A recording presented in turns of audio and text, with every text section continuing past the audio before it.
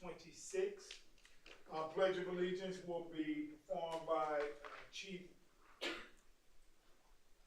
Birthday Collier, and invocation by Chief Reverend Bishop Lamb. Would everyone please stand for the flag? I pledge allegiance to the flag of the United States of America and to the republic for which it stands, one nation, under God, indivisible, with liberty and justice for all. Let us pray. Our dear gracious Heavenly Father, Lord, we just thank you for this opportunity to come together as one, Lord, and work on the city's business. We pray, Lord, that you keep your hedge of protection around our community and around our citizens, Lord. We also pray you keep a hedge of protection around our city council. Yes. Help us in every decision that we make, Lord, that it glorifies you and your kingdom. In your holy name we do pray. Amen. Amen. Everyone be seated. Thank you very much.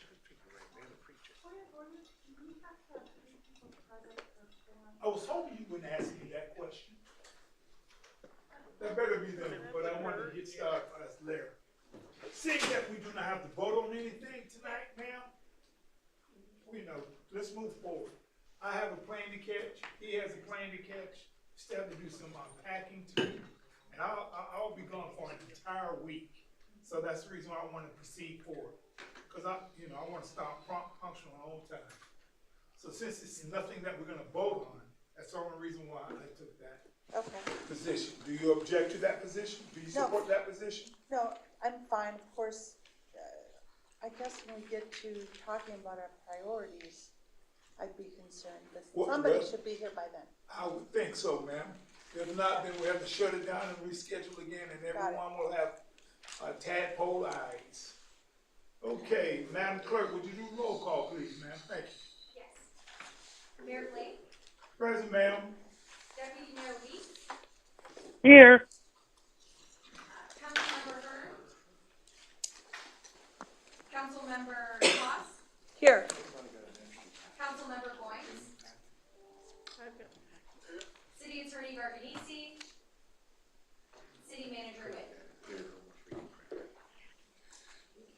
Okay, thank you very much for an attendance today. The priorities for today are the City Council fiscal year 2026 budgeting, priorities and planning, special meeting, and we are now getting underway. It is March the 4th, and I'm appreciative. Mr. City Manager, the floor is yours, sir. Hey Brianna, do we have hard copies? No? Hard copies? Council has them. Do you want me to make more? Do we have a copy of the, of that resolution? Yes, I have them. Okay, bring that down.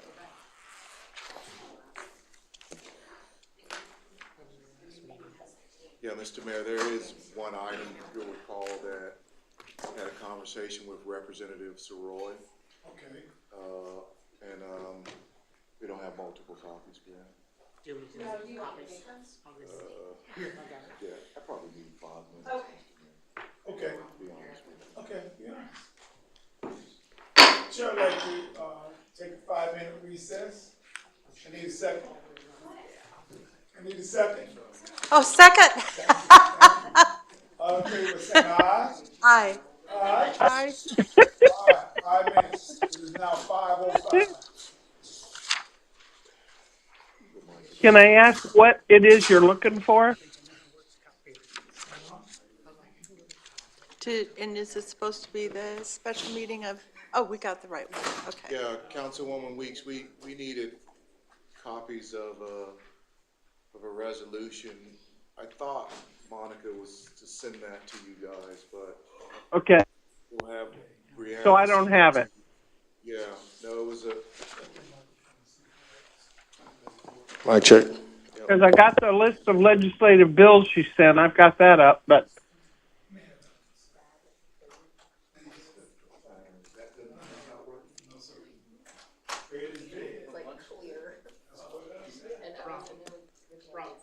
Is there another mic in the back? That one's not working. I can see the screen if you put it up on the screen on the video. Everyone please secure your cell phones, including me, because it's a $30 donation to your charity. I was hoping we get another council member. Okay, I'll go check, see what we got in the bag. You can leave that one there, we'll just throw this one Do back. you have to do us in the NFL? You commit a crime, you just tell us what you need, well, a donation, and just tell us who you want to donate your money.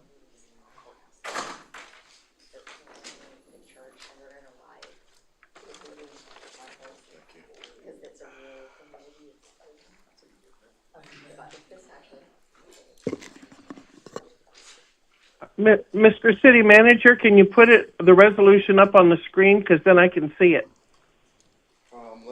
I'll send it to you. Brianna, you have Okay. an electronic copy of the resolution?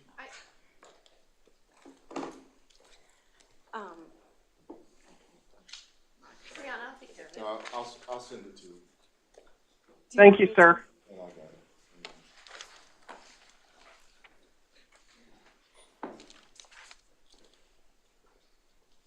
Okay.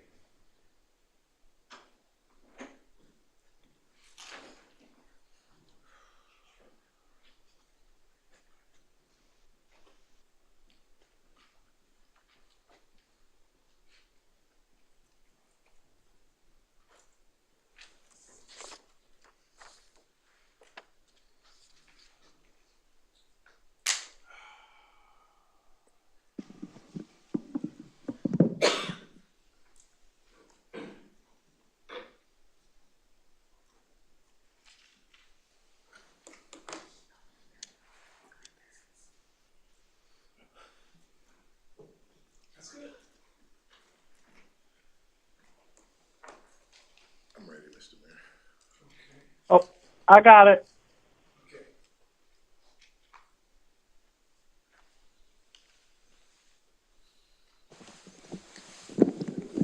Thank you, sir. All right, Chair, going to return from recess and then start the meeting held here, 2026 priorities and planning. Please let the record reflect we have Councilman Goings here present. Do you have that recorded, Madam Secretary? Okay, Madam City Clerk, this is her first time, ma'am? By Second. myself. Yeah, by yourself. Yeah, so we have a rookie. So I will be extremely patient. Okay. So now I would like to return the floor to you, Mr. City Manager, sir. All right, thank you. Thank you, sir. And as you said, this is Brianna's first special meeting by herself there, and so she's learning. And so I had a conversation, actually I took a call from Representative Soroy on the Rockledge Regional Hospital issue. And his request was for this council to draft up a resolution in support of more time for the hospital to remain open, and so that they can come up with a better sort of a better closure plan. And so we crafted up this resolution. There are a lot of whereases. I don't want to read the whole thing, but at the end of the day, it's an expression of concern. And so I'll read the now therefore be it resolved by the city council portion of it, if that's okay with you, Mr. Mayor. Yes, sir. And so it says, now therefore be it resolved by the city council of the city of Cocoa as follows. Expression of concern. The city council expresses its deep concern over the announced closure of Rockledge Hospital and the significant negative impact it will have on the residents of Cocoa and Central Brevard County. Advocacy for extended operations. The city council strongly urges Orlando Health to consider postponing the closure of Rockledge Hospital until a new facility is operational, ensuring no gap in critical health care services for the community. Request for detailed plans. The city council requests that Orlando Health provide a clear and expedited timeline for the construction and opening of the proposed new hospital in Brevard County, including specific plans to address the interim health care needs of the affected population. Collaboration with stakeholders. The city council calls upon Orlando Health to engage in open dialogue with local governments, healthcare providers, and community organizations to develop a comprehensive plan that addresses the healthcare void resulting from the hospital's closure. Support for affected employees. The City Council emphasizes the importance of providing robust support and resources to the 940 employees impacted by the closure, ensuring opportunities for employment within the local area to retain valuable healthcare professionals in our community. Number 6, preservation of healthcare services. The City Council advocates for the maintenance of essential healthcare services, including emergency care and behavioral health resources within Central Brevard during the transition period to prevent any disruption in care for residents. Transparency and communications. Number 7, the City Council requests regular updates from Orlando Health regarding the status of the hospital closure, plans for new facilities, and measures being taken to mitigate an impact on the community, adopted by the City Council of the City of Cocoa, Florida, at a special City Council meeting assembled on the 4th day of March 2025. Michael C. Blake, Mayor. I'm in support of it. What do you? And so we're asking your favorable consideration for this resolution. We'll send this to Representative Soroy. I think he plans on forwarding it to the governor and to Orlando Health. Yeah, just a comment, just that they have already begun their layoffs, and there's a nurse and a doctor in my neighborhood that were laid off. And a lot of their employees are fleeing because, as you know, healthcare workers, there's a lot of need in the whole region. And so we are getting, the talent is being taken away. So. And I did see today where both Parrish and Vieira Health Systems are interviewing, are taking some of those employees also. Council Goins? Council Deputy Mayor Weeks? Yes, I have no problem with this resolution, but I know, like Lorraine said, so many of them, I know of a bunch that have already been laid off, and they stopped taking new patients, and they will have it totally shut down as of April 22nd. So, but I too hate to see it closed, because Vieira, when I had to take my husband there a week ago, every bed was full, and my son, who's an EMT, said every bed is full all the time at Vieira. So where are all these people going to go? Well, I can answer that question, ma'am. I'm sure we have if I may, Mr. City Manager, we can have acreage that could accommodate a hospital right here in beautiful downtown Cocoa. Somewhere along this area, even if it's on the Coco's curve where the next boom is going to take, I think we are at a prime position to monopolize and take advantage of this golden opportunity. Why do I say that? Proper preparation promotes positive productivity, and it's pleasingly sometimes too as well. So I would like us to even consider, as time moves forward, we put our name in the hat. Even though I was born at Woolstop Hospital, and I have a lot of historical moments there, I would definitely like to keep our name in that, or at least place our name in that. I'd like to get a consensus. Oh yeah. Think about it, you all. I'll just say it that way. There's nothing like having your own, period, point blank. No, I agree. I think that's great, but what my concern is, and I'm sorry I can't see you guys at the moment because I have the resolution up, but so I can't tell if I jumped in front of somebody, and I apologize if I did. I'm just saying it's going to take 4 to 5 years for a hospital to be built, and my concern is the lack of beds in Brevard County today. In the meantime, but I think Cocoa is the perfect spot. You're exactly right. Put it out on 524. I'd love it in my district. Yeah, District 3. Sounds good to me. Okay, Mr. City Manager. Yeah, before you take the vote, let me give you a little bit more context to the conversation with Representative Soroy. Okay. And because I had and the city attorney did tell me he was gonna be late, running late there, so that may be him. So I did have the conversation, and he was going into a meeting last week, or maybe this week, with the Orlando Health, officials there, because Orlando Health requests, I don't know if it's each year, but I know this year they're requesting millions of dollars from the state. And so he was, again, just as we all are, upset with the closing. His request was gonna be that they delay the closing, but again, he was going into meetings this week. I asked if, there was an opportunity for Coco to come to the table and talk, on the subject with either him or the Orlando Health officials there, because again, obviously we don't have a whole lot of land, but again, we have some possibilities, and again, as we get further into the agenda, I'll tell you why some of the federal priorities are as they are, because it was with that in mind. I had talked to Chief Lamb about standalone emergency clinics, I guess they're called. Standalone ER. Yeah, ERs.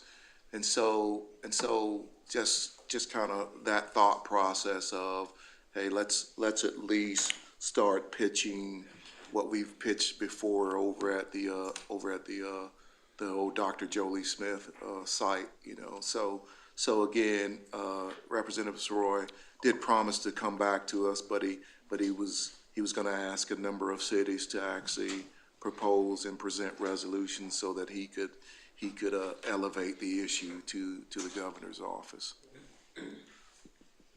Okay. Is that it, sir? Yes, sir. Okay. I've heard from everyone now. What are the wishes of council? Motion to approve. We have a motion on the floor by Second. Councilwoman Cost. Second. Okay, I was getting ready to second by the chair. Second by Vice Mayor, Deputy Mayor Weeks. Chair's gonna call the question. All in favor say aye. Aye. Aye. Ayes have it unanimously. The floor is yours, sir. So thank you, Mr. Mayor. So, yes, sir. We're here, as we are each year. This is the second special meeting / workshop of the season. Pretty standard form with a couple of exceptions. We have the contract planners here to talk about the evaluation and appraisal review process. And Alexis will give you more details on exactly what that is. But that's a policy document, comprehensive plan document that is, again, a policy matter for the council. And so needed to have that presented to you, get any input that you may have on that. And so we'll call her up. We will again go through the financial update. Mrs. Bowman will do that because again, I'm a little nervous about what's happening in the economy, what's happening at a state level. And so, you know, we never know what the revenue picture is going to look like when we sit here in March and February, and there's even more uncertainty out there at the present moment. You guys probably all heard on your way to work, the stock market, the NASDAQ, and everything is sort of upside down at the moment. I'll pass around for you, and I emailed this to Councilwoman Weeks there. I'll pass around the Florida League of Cities, their legislative sort of bill watch summaries that are out there. And again, it's just, as there is every legislative session, there's just a lot of activity out there with regards to bills that could negatively affect local governments. And so again, I'll send those out as we get them. I know city attorney also advises you of things that come on his radar. But again, if you ever want to know, I think they do this weekly at the end of the week. The Florida League of Cities does their legislative bill summaries, and so you can go there each week and see what's happening there. Again, recall that at this second meeting, we do ask you for council priorities. We always list those as council priorities because although they flow up individually, we are always hoping and need for you guys to actually give some direction as a body with regards to what the collective priorities of the council will be. And then, as always and as required, any public comment that you may have in the audience there. So, Mr. Mayor and council members, I'll bring up Alexis Crespo, who is with RVI to present the EAR comprehensive update, and she'll introduce the rest of her team. And if you guys don't mind, I'll just have Alexis sit at the table with us. So the floor is yours. Great, thank you. Can everybody hear me okay? Yes. Good evening. As Stockton noted, my name is Alexis Crespo. I presented to y'all a few times. I work with RVI. Steve Noto was the point person for the first year or so that we've been working with you, but I'm here today along with Patrick Murray and Carol Zapata, who are planners in our office working on this evaluation appraisal report. And so we wanted to kind of walk you through this project, the process, explain the steps involved, and the aspects of the comprehensive plan we'll be evaluating along with your staff. So my first time presenting to you was actually an amendment to your comprehensive plan. I came and we made some amendments to the mixed use future land use category to try to stimulate some redevelopment in the downtown Cocoa area. So I know you're all familiar with the comprehensive plan generally, and you see projects coming before you frequently that discuss the comprehensive plan. This is a document that we're required to have by state law. So every county has a comprehensive plan, every city has to have a comprehensive plan. And the state also mandates that we maintain consistency with Florida statutes. So it's timely that Stockton passed out the legislative summary and initiatives this year. Every year, the state legislature goes to Tallahassee, and they have a lot of big ideas. Some of them are good for cocoa, some of them are not great for cocoa, and they start making, passing bills and making changes to Florida statute. And so each and every year, there are changes made at the state level to statutes that affect your comprehensive plan and affect policies that are in that document. Fortunately, the state understands that it's not cost effective for the city of Cocoa every year to go from their comp plan start to finish and try to figure out every little change in those bills that affect the plan. They say you really need to do this every 7 years. We're going to give you some grace and understand this can cost money and time. So we hit our 7-year mark where we are due to demonstrate consistency with state statute.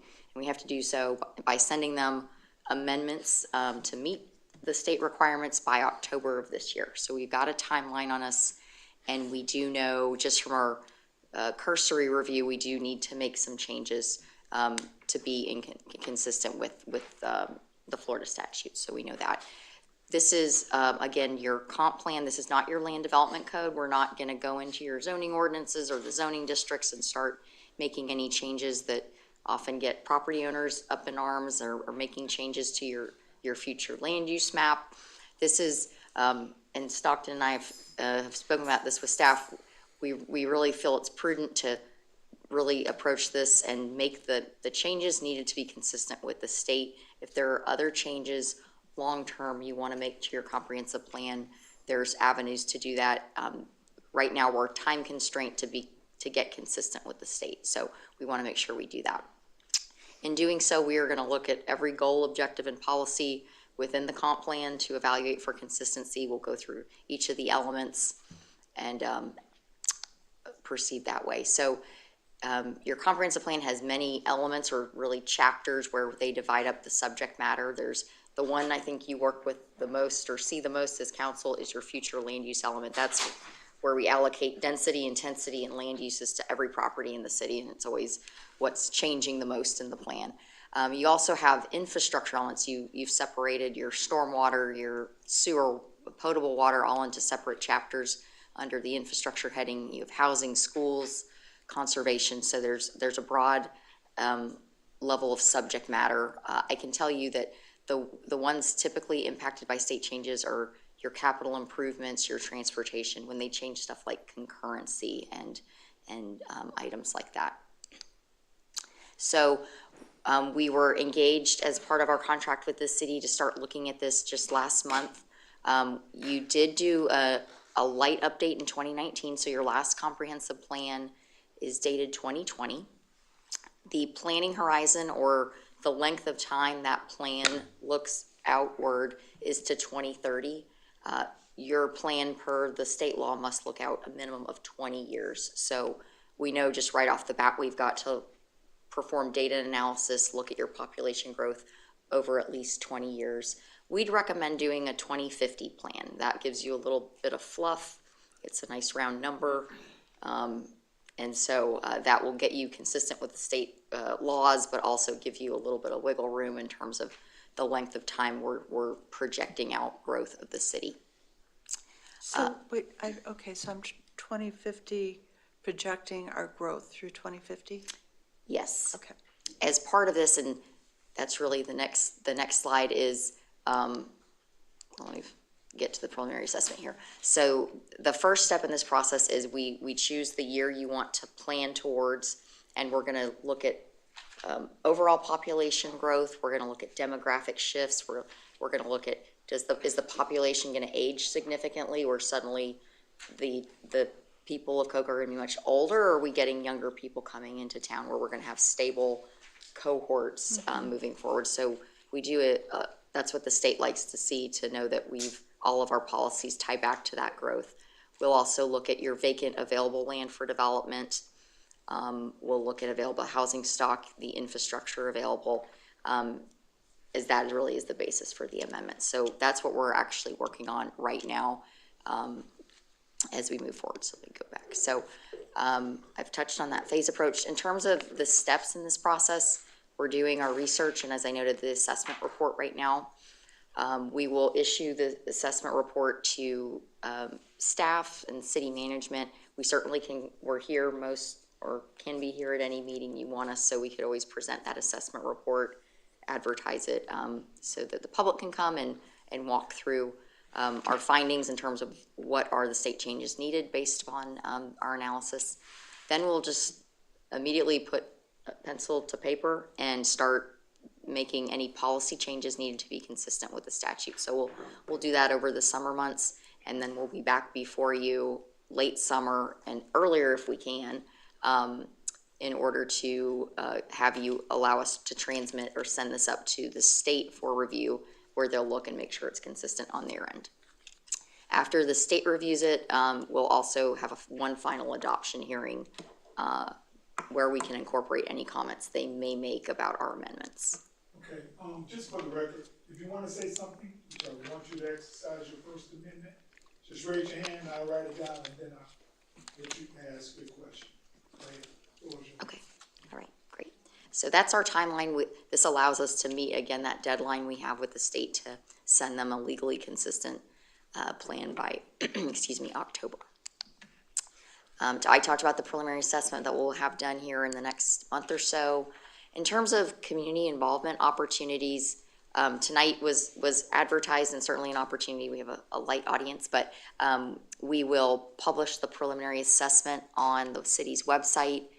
We can again present those findings at a city council hearing when that report is done, and then we will have multiple public hearings with your planning and zoning board, and then transmittal and adoption with city council in order to not only present this to you, but get public input. Again, this first phase of amendments is the more dry legalese type amendments, where we'll be digging into statute type changes, but so that doesn't always excite the public as much as if you're making sweeping changes to policies and maps, but they may at least be curious about the process which we can incorporate them into. So we are really excited to be working on this with you all, and we're going to meet your timeline, and I'm just happy to answer any questions you may have as we kick this off. Council, do we have any questions for Mrs. Alexis? I have a general question. Of course, we will see any changes we're going to make before they're submitted. Yes, That's the way so it works. when we get to the transmittal hearings, we will give you a strike-through underline. So it'll have your current comp plan, and anything we're changing we'll highlight it, struck through, new text underline, so you're very clear on what's changing. It won't just be a clean, updated Okay. document. Okay. And I just wanted to verify the change to the sanitary sewer element that was to be made by July 1st. Did we make that? Because I don't remember that ever coming before council. It was a part of the legislation last year. Was that a report requirement, Jeff? Or Yeah, I think it was an update to the comp plan. update? That'll be a part of this update. The Okay. 50 lot subdivision, 50 lot we'll- subdivision. yes, That's we'll be the- doing that. Yeah, that'll be a part of this year update. Okay? Any other additional questions? Thank you for. One, Thank you. one question, the demographics, we'll have that in the first assessment? In You'll the have that, first? yes, ma'am. Okay, great. Thank you, ma'am. Thank you. City manager? Thank you, Mr. Mayor. So we'll move, and again, as Alexis presented on the schedule, the public hearings are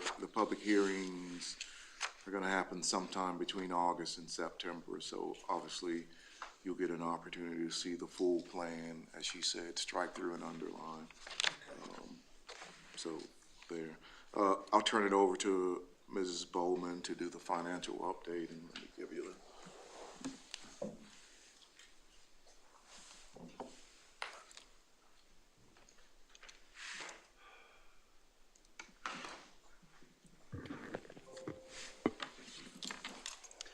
Thank you, Mr. Whitten. So,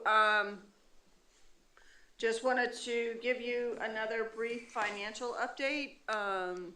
So, at the last, special meeting, I presented to you, and kind of walked you through all the different facets of assigned fund balance, because we had assigned fund balance from fiscal year 21 and 22. I need to present a consolidated number in the financial statements and not have all that level of detail in it. So I consolidated the number.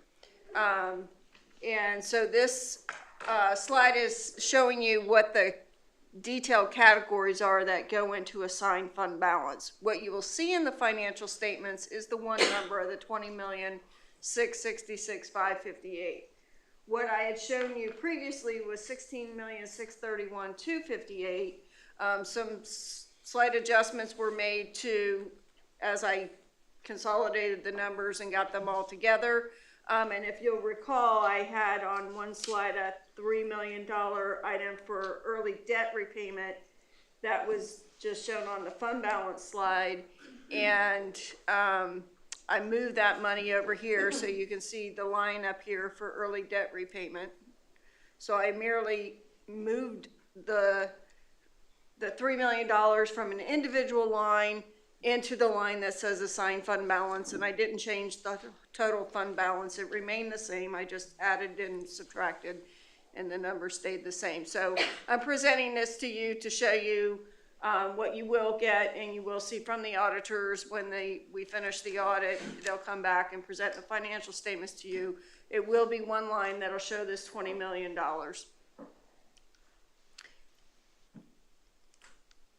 And then as total fund balance, as I just stated, total fund balance did not change because I moved the $3 million. It simply went from an individual line somewhere on this slide into that $20 million assigned fund balance category.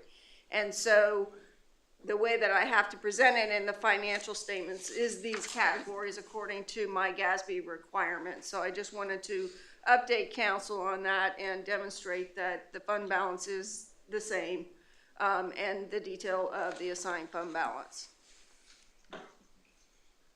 So we've, as we stated at the last meeting, we're very early in the budget process, and so we start out with a very high level things that we know. We know the fire assessment is already built in, increased the stormwater is a built-in increase, so we know what those numbers are based on what the number was last year, so we're simply taking last year's number times these percentage increases. The ROI is a calculation based on the capital assets in the utility fund, and the property tax increase at this point in time, we have nothing from the property appraiser, so we're just taking a conservative estimate at 3% to say, we think we're gonna get some additional revenue. The economy hasn't tanked like it did in like 2007, 2008, so we're projecting a positive number instead of a negative number, but right now we have no idea what that number is. So the high level guesstimate right now is an increase in revenue of $1.7 million.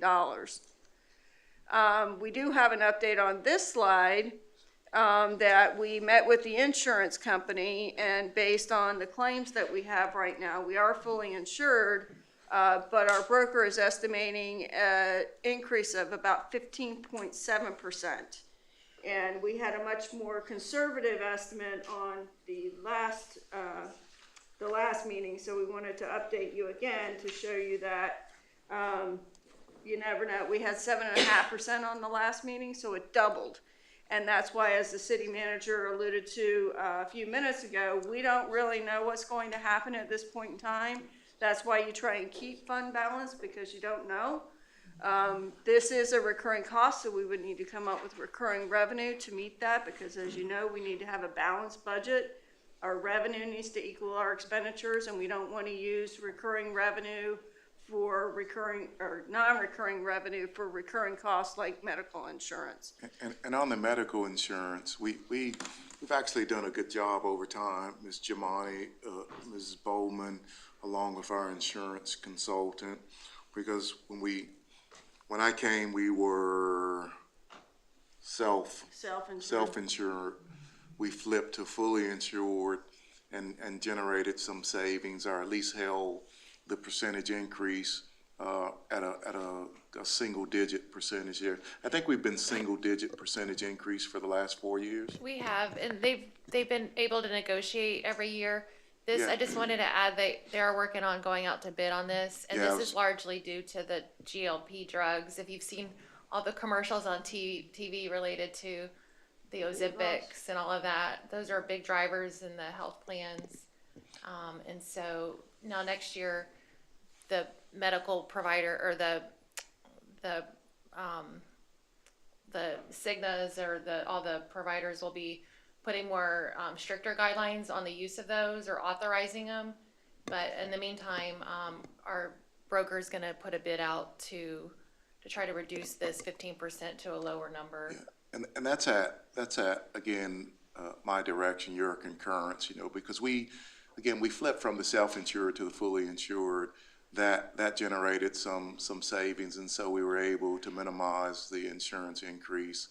But we haven't been out to the marketplace in 3 to 4 years. This would have been the 4th year.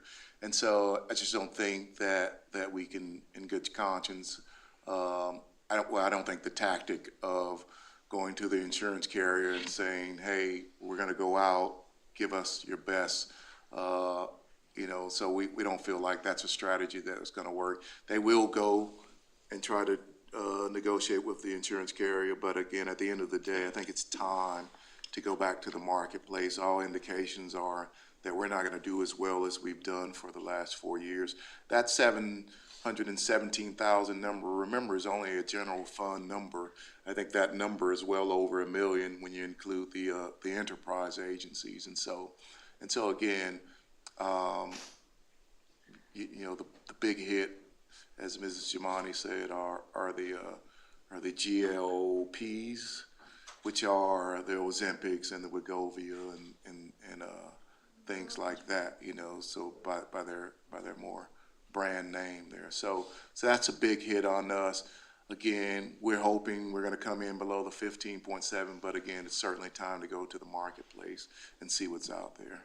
And I just want to add that the trend for the weight loss drugs isn't just for us. It's a trend that a lot of people are seeing everywhere, that the medical providers and they're just now learning that they need to put stricter guidelines on authorizing them, because it's affecting the premiums. Yeah, the problem is that they're supposed to be for, they're your A1C drugs For that diabetics. are used for,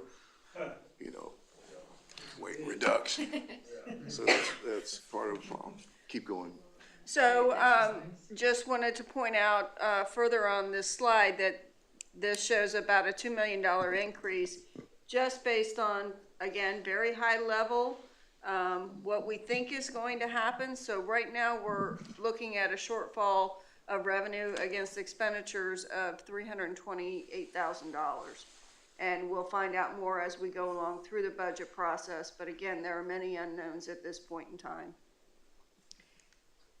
And at that, I'll hand it over to city manager.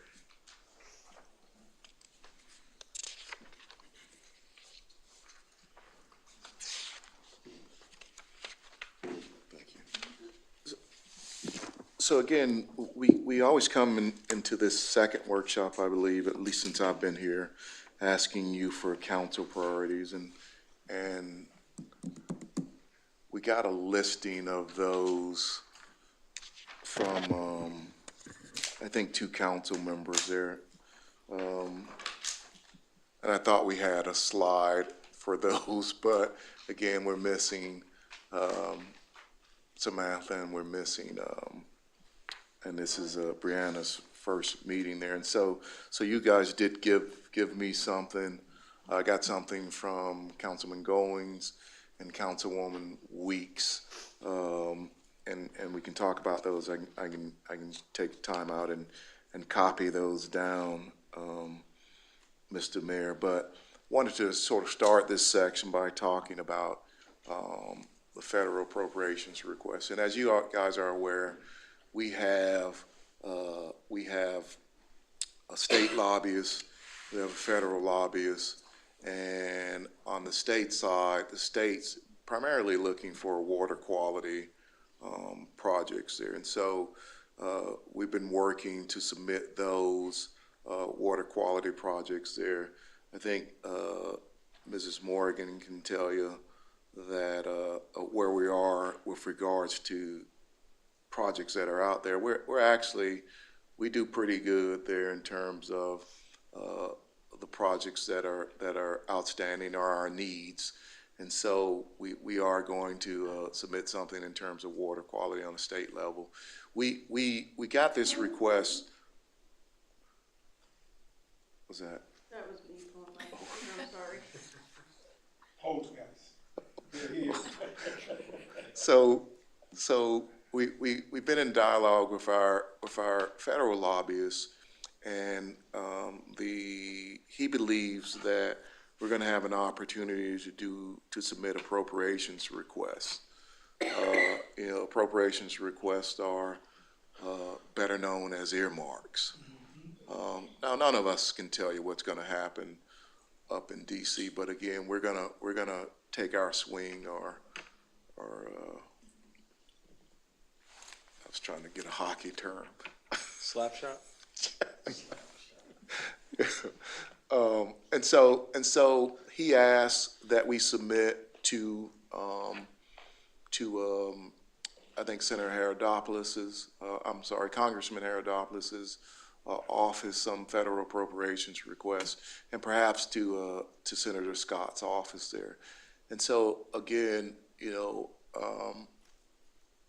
this is if you will, this is Stockton's list, and asking for the council's concurrence on it, and I can move them up and down the list as you guys see fit or as you guys direct. But what we submitted to them was the 524 widening. We've talked many times about how critical that is for the growth of the city, for the Bright Line station. Recall that the city, you guys authorized and directed an unprecedented step in that we gave money to the state to fund the design and engineering portion of it, and along with and in partnership with TPO, we have about $7 million committed, $6 million committed to the design and engineering. And that got us into that got at least that portion of the project into the 5-year work plan. And so again, we think that that's just extremely critical. If we can get some federal dollars, it's a state road. If we can get some federal dollars in pursuit of that, that would be nice. Really, the right-of-way acquisition on that is not too terribly bad. I think it's estimated at 17 million. That's a big number, but not as big as it usually is there. And so again, so we're asking that the curve, remember the curve is going from 524 to 501, which is Clear Lake.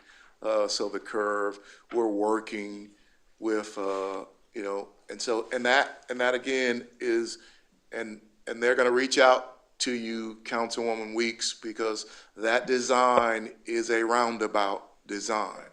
So I know, and I'm not happy. yeah. So they're going to make a. Yes, sir.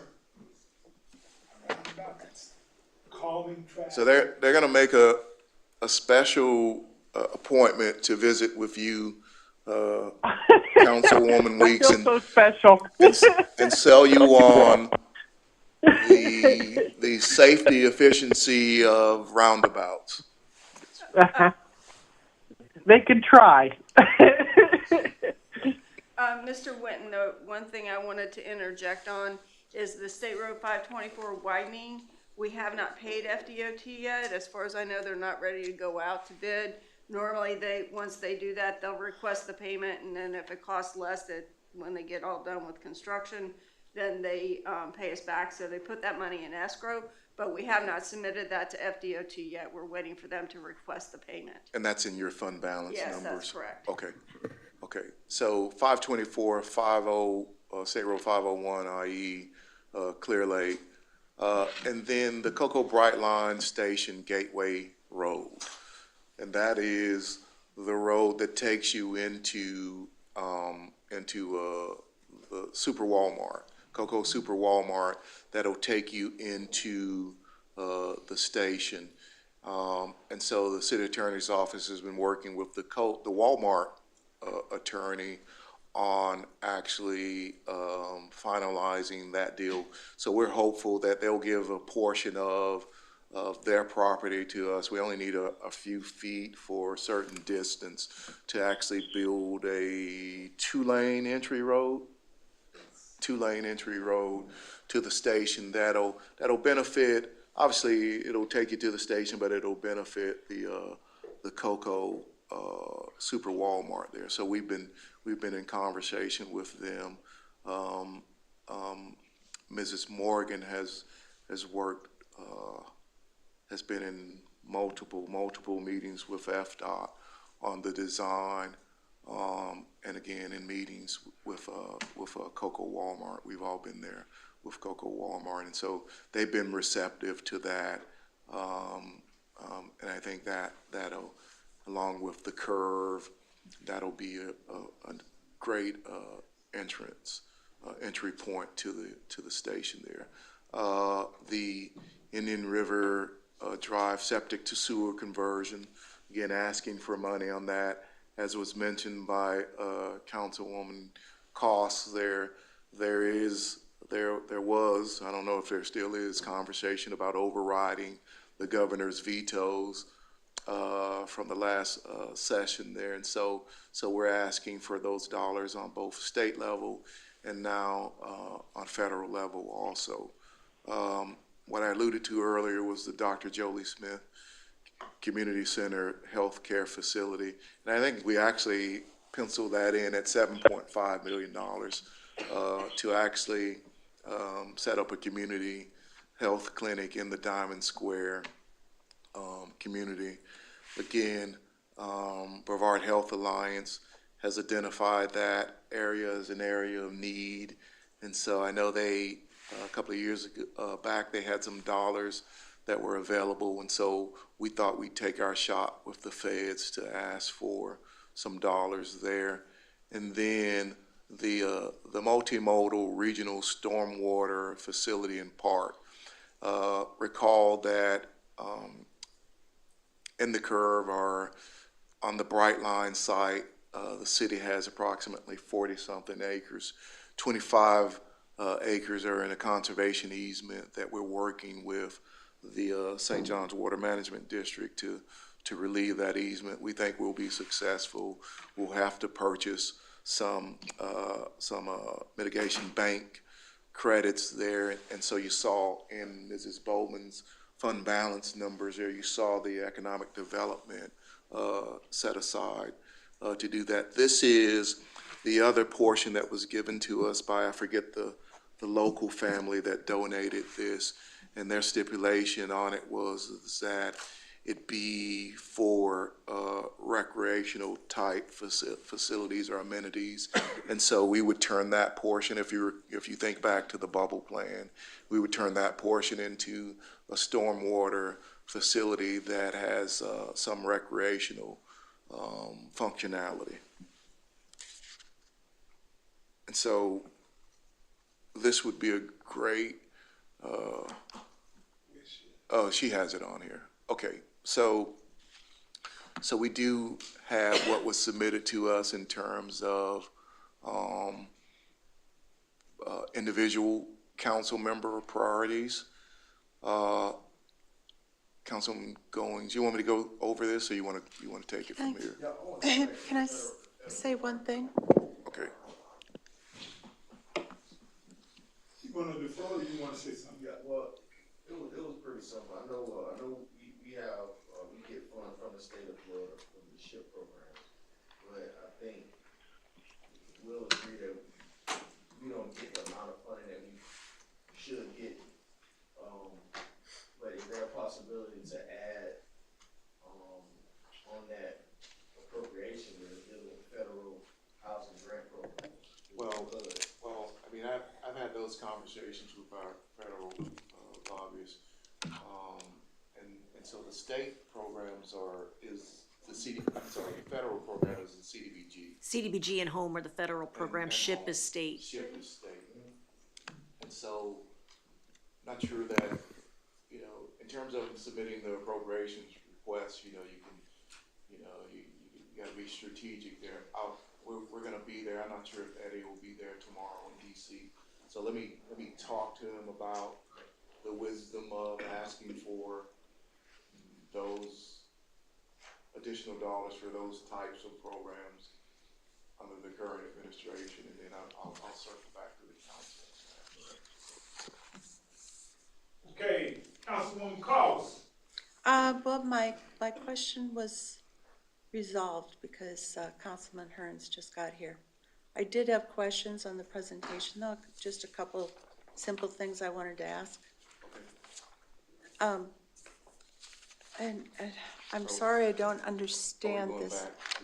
Yeah, I was just gonna ask about the impact fees that we used on the widening. The impact fees, are they solely for roads when you? They're for growth-related infrastructure. Expansion of. So all infrastructure, okay. And then I wanted to ask on. It's from the transportation impact fee, so transportation related. Yes. Transportation related, okay. And then on the general fund, let's see, what slide was that, 14? The unassigned fund balance. Just wanted to make sure I understood the figures. The stabilization, is that the same thing as our reserve? There is a stabilization reserve, yes. Okay, so that's just like the 11 million that we had last year? Yes, Okay. except for it's 13 million. And then the unassigned fund balance, is that basically, those are the monies that were not spent this year, or where are those monies from? Unassigned fund balance is assets minus liabilities. And so you do a calculation, and that's where the 56 million comes from, is your total fund balance. And then you go through and, I have to report the non-spendable, I have to report the restricted, I have to report the committed, because those are political actions that council has taken. Mm-hmm. And then the assigned fund balance is the list that council approved, and so the difference is unassigned. Okay. Okay. But for these purposes, your unassigned is an accounting. Yes, assets minus liabilities. Okay. I mean, what you really had an ability to assign out is on the previous sheet there. I mean, again, the unassigned is just an accounting formula. Mm-hmm. I don't mean to minimize And accounting. that's really quite a bit. I mean, we have a little bit of money from 21 and 22, but if you'll recall, fiscal year 21 assigned fund balance was the 8.8 million, and then fiscal year 22 was 5.3 million in assigned fund balance, and now we're up to $20 million in assigned fund balance. And some of that is money that is already earmarked for other purposes. And especially with the train station coming, we Yes. need to conserve that. And we talked, well, you all, some of you, we talked as a CRA about, notice the Cocoa Village parking and the number that we talked about last night there. We do have assigned to that, over $500,000 there. And so again, trying to tackle that problem, again, via the Oleander West lot, and then some other initiatives that could have to be underway. And also that 575, again, is general fund dollars, and the Cocoa CRA paid for one of those lots on Oleander as well. So we reset that back up to 575,000 because we did buy one of those lots. And then, General fund. and then, Rebecca, that includes, so we've assigned out the easement dollars that we got from the two utilities to. Yes, that's included in that Okay. 575,000.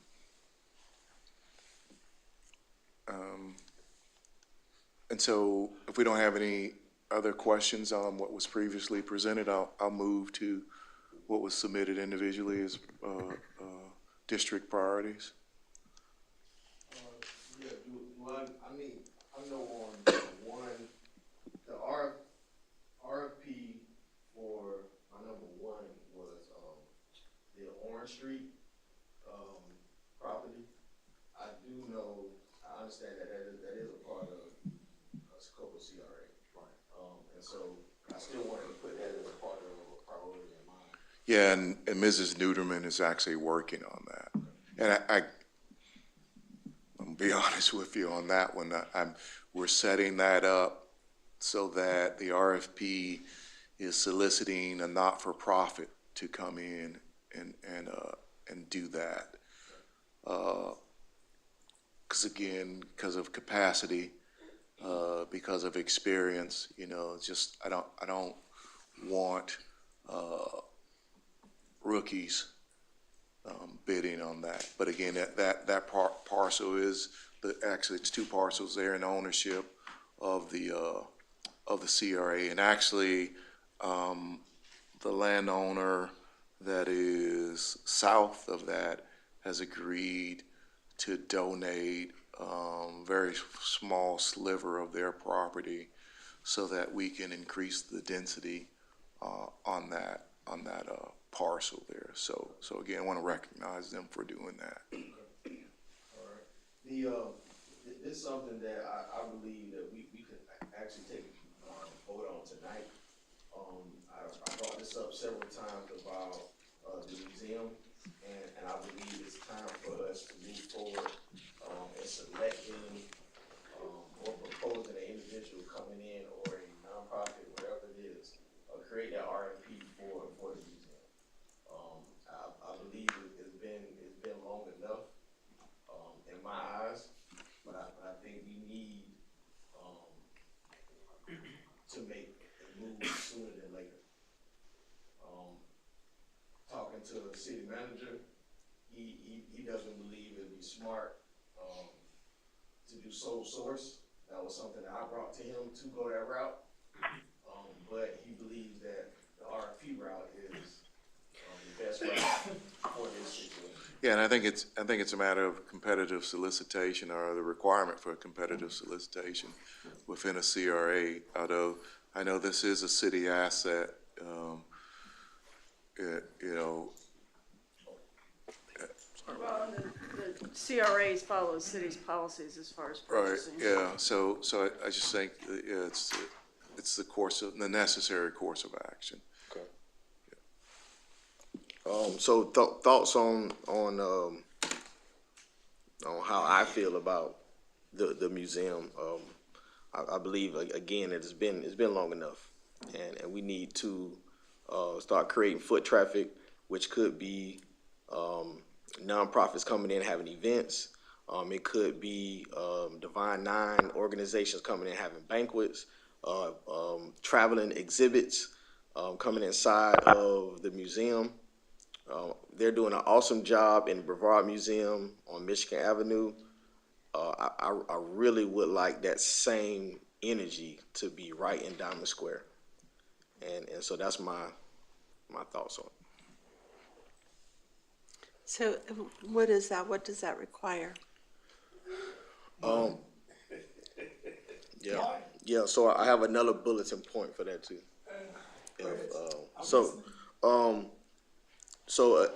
We know quite naturally, we tried to do the volunteer route. The volunteer route did not work. I believe that was a great idea, but we didn't see that energy and that fire for that opportunity. And so, in speaking to a few nonprofits, each one of them had different amounts. And so some of them was $25,000 for the year, some of them was $30,000 for the year, which was creating programming for the museum. And so that's my idea is setting aside between $30,000 and $50,000 for a calendar year to provide for a nonprofit to come in and run the museum. And so that was just my thought. I'm not an expert in the matter, but I do know that we need to do something. That $30,000 to $50,000 may not be the number, but that's just how I feel about it. Ma'am. I think the whole idea of organizing events there, to give it visibility, to get the word out that it's available. We have a relatively small interpretation at this point. Yep. So I just, the expectations, what are the expectations? I think people will go to events there.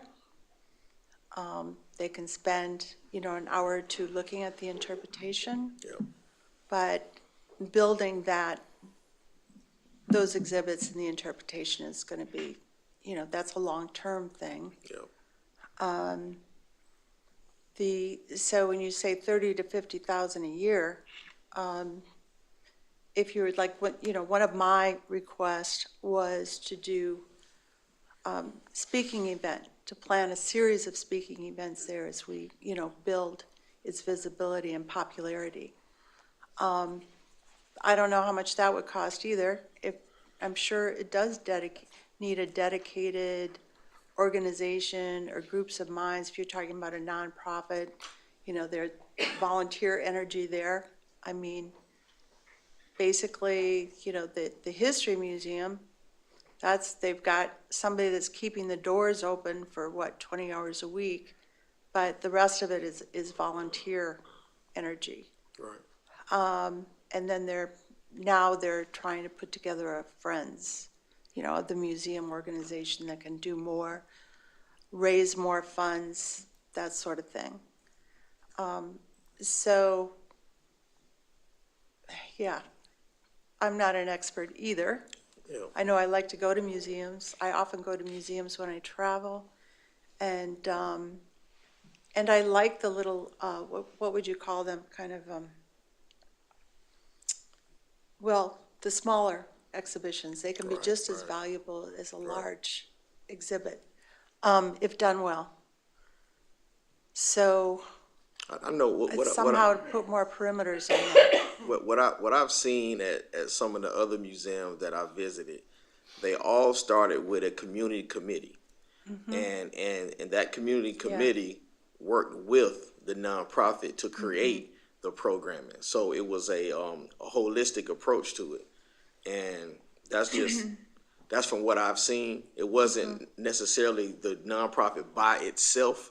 It was the community as a group. It was, say, for example, 10 committee members from all walks of life inside of Diamond Square. They come in and that whoever is chosen from that RFP have a perfect marriage together, and then that programming is born out of that relationship. So that's just my thought process. But I just know. So you're saying to attract that nonprofit, we offer we look to see how much they would be requesting right with the RFP. Right. And that RFP would include their plan. Yep. So, I mean, I'm definitely supportive. I'd like to see something tiered, so that, our expectations aren't too high for the first year. We're going to be building something here. Yep. Can I put in 2 cents? Certainly, ma'am. Okay, I too like the direction that you're going on that with the community and putting out an RFP. I think that's a great direction to go, and getting somebody who knows how to do that, but enthusiasm from the community will drive it. So I definitely am in favor of proceeding down that line.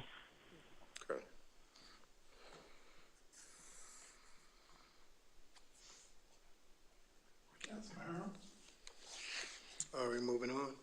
No, he's wanting to get some insight. Oh, I'm supportive of it. I want to see some foot traffic and some action happening over in that museum. It's a beautiful exhibit. We put a lot of effort in it, and I would love for people to start enjoying it. So I'm in favor of the RFP. My only concern is funding. Correct. Yep. That's my only concern. To me, this is Michael's assessment, because I've had people come to me and ask, how can I volunteer? And to me, if we get people to volunteer their time and educate them, it's there. Thomas Cole's school right down the street. Some of the immediate members from the community will volunteer. How do I know? I talk with them. People who've dedicated artifacts to the museum are willing to participate for free. Now, my only concern is where we get the money. If you're just talking about an RFP, just putting it out there, does that mean that you put it out there and you must fulfill that RFP, or do you have to do it from a different version? Because there again, we're talking about dollars. I mean, I'm born there. I see it every day. I drink it. I absorb it. I'm just saying, to me, through this RFP, I'm hoping it will be somebody local. I don't want anybody from Melbourne, because just like me going down there and speak about the 3 founding members of Melbourne, Cranes Creek, Peter Wright, who's buried here. It's your local people are the people that will do it, Balaam Ave, and also Wright brothers. It's your local community that will do it. I really wouldn't want anybody outside of Cocoa. That's my assessment. So I guess to your point, I agree with you. But at the same time, staff has been working diligently to the best of their ability to locate those individuals who would take the time to volunteer. But we have not had the interest. I think we've had 12, from what Mr. Brown was telling, maybe 12 people or so at one time, and then only 1 or 2 actually completed the application for it. That's correct. And so so I hear you, and I agree with you 100%. But I think that the issue is when volunteering for a museum is not when you feel like it. It is whatever that time frame is that we say that that museum will be open, they must be available. And I think it's difficult for some individuals, especially retired individuals, to commit that time that, you know, we may not have enough of them either. But we also have Diamond Square Dollars as well. I made mention of that at the last Diamond Square meeting, that we can do an agreement with them as well, where it could be a 50-50 situation where city and or CRA come together. My biggest thing is I'm just tired of the doors being closed. And I think the community as well feel the same way. I agree with you. We have people that can come to the table. Like I told you before, to me, the first event is having your father, having other people like your father come in and have that traveling local. We don't have to have a lot of exhibits coming in from out of town. We have enough juice right here within the city, within our local area, that these young people don't know about at all, or don't have enough history to understand who these people are. You know, like one of the best things I could have did was introduce a kid to Jolie Smith, and he didn't realize Jolie Smith was standing right next to him. And so mixing in the people that you're talking about in the community, along with RFP, nonprofit, Diamond Square, some dollars from them as well, and I believe that can bring something good to that building. That's just my opinion. I think it's worth a try anyway. I'll say that. It's worth a try. Staff has done a good job along with Historical Society. We got some exhibits inside of there. At one time, it was nothing inside. And so we've came a long way. We still got a long ways to go. To Councilwoman Costas' point, the building itself is really not where it should be as a exhibit or as a museum, but I believe it's a good start for where we are right now. And so I believe some of the dollars from city side, some of the dollars from Diamond Square, I think could be a good thing. Okay, let me ask you another way. As we build in the area right there in the Michael C. Blake subdivision, as we add more homes to that community, to our community, to the neighborhood, that once we build more homes, we get more additional tax dollars, Of course, tip dollars. 100%. Then yes, I would be in favor of a combination both of Diamond Square dollars and city dollars. Okay. Yeah, I mean, it's a plethora of information. But my concern right now really is I'm trying to hold on to $25 fine, whoever that is in the back. Trying to hold on to our dollars and be held accountable. Knowledge is power. And I've directed many people calling Mr. Ryan Brown because they wanted access. I myself have opened up that building that made people be accessible to it. Even Larry Brown, he's not there now, but he went over there with me to make sure, properly set the alarm. I mean, I want the facility to be utilized. And I know for a fact a lot of the old schoolers, Poinsett graduates, Mighty Pythons, when they were in middle school as well, would be attending that facility. I'm just trying to see before, I mean, I would feel a ham sandwich a lot better if I could put it on next year's budget, not 20. And I'm not procrastinating, not on 25, but I would like to see it in 26. So then we'll see how much funding we'll be getting from our TIF as we build this year and get them on this year's roll to see what it'd be like for next year. Well, could we take a vote on the RFP, get the information, and then we'll have whatever that amount would be from those individuals who interested in the project. We'll have that money, we'll have that amount, $25,000, whatever it is, we'll know what that is. I'll take an RFP, that I just don't want to lock no dollar amount in. Okay. I'm down with the RFP, that, as long as we're getting knowledge. Okay. That's what I'm saying. If we get knowledge. So if you're gonna do the RFP, And I know we got a committee meeting, we have to continue to move forward, cause yes, that is important.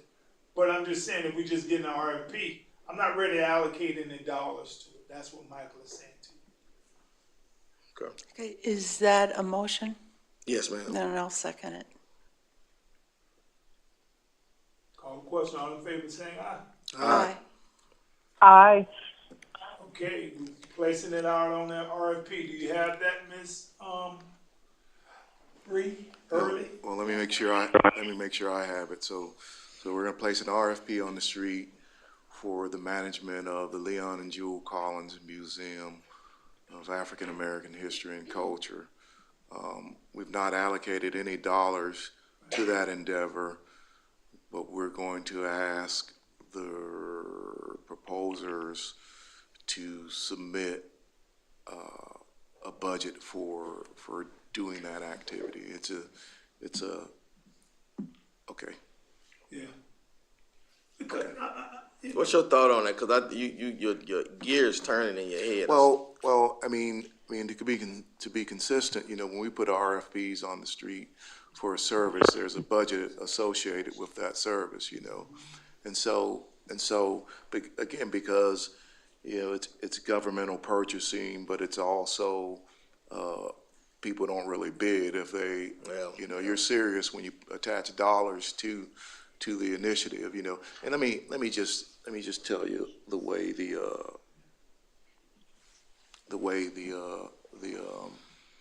Harry T. and Harriet V. Moore home site happened there. There was a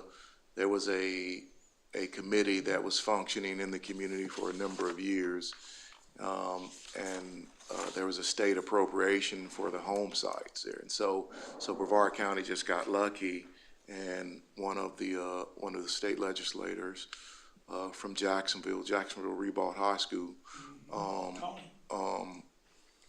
championed that, and so we got state dollars to do that. But the management of that facility is Parks and Rec staff. Obviously the county is bigger than us, and they can have dedicated staff, and so they do have a board, a sort of friends of board. Yep. And I've talked with Councilwoman Costs about the friends of. We were most successful in terms of, we being the county, in terms of fundraising for the library system, because we had all of these friends of. And there was a friends of group for virtually every library in the county, and so we had the grassroots sort of effort first, and then the management came second. But again, and I guess we could issue an RFP asking for pricing for management of the Leon and Jewel Collins Museum. But I think I would do a letter of interest, a request for letters of interest, and so perhaps maybe not necessarily having to have a budget associated with it, but it's seeing at least if there are any organizations, not-for-profits, that would be interested in the endeavor. Mm-hmm. And so I would just simply say, if you can amend or modify or redo your motion to say a request for letters of interest, and then we can sort of step into are there organizations out there that would be interested, see how many are out there, get a sort of ballpark figure of what they believe they would be able to do it for, and then go, if you will, to an RFP or perhaps even select ultimately off of the request for the letters of interest. If there's going to be a mix of CRA funding, then you certainly have to go through the competitive process. But for me, I think it sets up better as a request for letters of interest. Okay. Yeah, and then, and we can even, we can limit it in the first year, organize 6 events, organize 10 events. Yeah, I like it. Yeah, I got it. Yeah. Whether they be speakers or actual events. All right. Yeah. I'm just saying, if I can do it on Michigan, we definitely can do it on Blake. There's no doubt in my mind, because and I'm gonna leave it alone. But Are y'all are you gonna amend your motion to, as the request of the city manager, to Yeah. reflect that? Of course. Okay. Are you gonna amend your motion, Councilwoman Carter? Yes. Okay, so just for the record, do I need to vote on this again, Paisano, or just let it stand? Why don't we clarify for the record what the actual motion is? It's going from RFP to letter of interest. Okay. All right, so I'm asking just for Robert Rule of Law. Yeah, I would have another motion. I mean, you need to substitute the previous direction Right. RFP for letter of interest. They're two different All right, so, documents and yes. processes. And I will guarantee you, how many is that the staff at Michigan right now? There's one part-time person. Say it again? There's one part-time person. One part-time person. Okay, I guarantee you I'll get you 4 people. Okay. What's the I date? guarantee that. What's the date? Write it down, man. Yeah, Alright, she alright. has described it. Amend, Yeah. so then, okay. That's Do all. you have a new amended motion, Mrs. Bree? Thanks, man. Just gonna call the question, all in favor, saying aye. Aye. Aye. Ayes have it unanimous. So the some of the other things may have already been done, except for number 5. Number 5, well, I'm good with number 4. Number 4, we have some older signs that need to be updated coming into the city. They don't show the current state championships. Is we need to upgrade those. So that's something that I know that I'm probably not the only one that have seen them, but you know. We travel, we travel. And the so I don't know if that's a Diamond Square thing, but I have attempted to speak with our sister city and haven't had much success. Maybe this is something that maybe city managers can do as well, collaborating with their city manager. But we know the island on Rosa Jones is maintained by the city of Cocoa.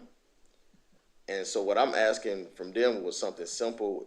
Hey, come to the table with $8,000, $9,000. Because before Miss Morgan came, Bryant Smith gave me a number at that time. That was maybe a while back, but it was like $14,000 to $15,000 to landscape that median that runs from Fisk Boulevard all the way down to, is that Exora, close to Georgia. Oh, we're talking, you Yep. going west. Going west. Okay. Going west from Fisk. And so we technically share that island, but we, as City of Cocoa, we cut it. And so I don't know what that looks like. I don't know if that's even possible to do a partnership, but we have had one before on the asphalt on the road on Rosa Jones in front of McNair. I don't know if that's a possibility, but a lot of people that lived in Virginia Park asked me for this one, and it's been maybe a year or so. I didn't bring it up last year because I didn't get it. I was kind of waiting on them to get back with me, and it didn't happen. So I'm just bringing it to us for a potential project. I think that was it. Another one was the stormwater connections on South Carolina and Georgia intersection of Home Street. In that area, they don't have that drainage. A lot of the drains, when it rains in that area, water is holding it, and a lot of those on both those streets on South Carolina, pretty much midway from Counts to Home Street, and the same thing on the corner of Georgia and Home Street. They don't have that curb inlets in that area to create that water flow. And so I was asked to bring that as well up in this conversation. In regard to the landscaping at Virginia Park, I'm not opposed to landscaping anywhere. In fact, I'd love to see more of it. But my neighborhood had its landscaping reduced a couple of years ago. The US 1 has been taken out, not maintained. I'm told it's because we don't have the resources. It looks pretty shabby. So you know, I want to know if they're going to be able to do that. Are they going to be able to do, you know, other areas? And in Our particular, neighborhood, let me be a little more specific. well, in particular, Come not on, even then my we'll talk about neighborhood, his, and we'll talk about hers. but the areas that It's are priorities. actually entryways into the city. Yeah. Yeah. No, I agree with you on that, but again, I did this before a couple years. I have to bring up priorities in my own district, and so I think it's up to other district members to do that for their own district. So, but I do agree with you on that if that's a concern of yours. But I know, again, I would like for the city manager to have that conversation if possible, because again, we share that street with the city of Rockledge. I just say that. And to Ms. Morgan, as far as the $500,000 for the asphalt, is I know we raised that up 20 last year? 2 years. 2 years ago. Is that that's a comfortable number? Moving forward as far as what you know, because I know. Yes, for now. Okay. That's it. I'm good. Thank you, sir. Let me talk a little bit because you're not, I want to be transparent. Yes. So in the tree mitigation fund, we have 1.4 million. Okay. And we can do those landscaping sort of things. Let me tell you why I'm holding that in abeyance there, because we talked about the number 3, the Cocoa Brightline Station Gateway Road there. And so as we negotiate with Walmart to have them give us some of their property so we can create that road, part of the negotiation centers around landscaping that entry road. And so we don't know what we're gonna need. Okay. But again, I just wanna be open. So we're sort of holding those dollars back in terms of doing anything until we actually negotiate out that deal. Hopefully we'll get federal dollars there, but again, we're asking Walmart. Abby, you remember how much we're asking them for of their property? I wanna say it's like 32,000 square feet. Yeah. So we are trying to make that happen. Again, you know, we would landscape it, and then there would be another entrance point for Walmart, just to sort of to do the swap of give us some of your property and we'll make the road pretty for everybody. Yeah. Okay.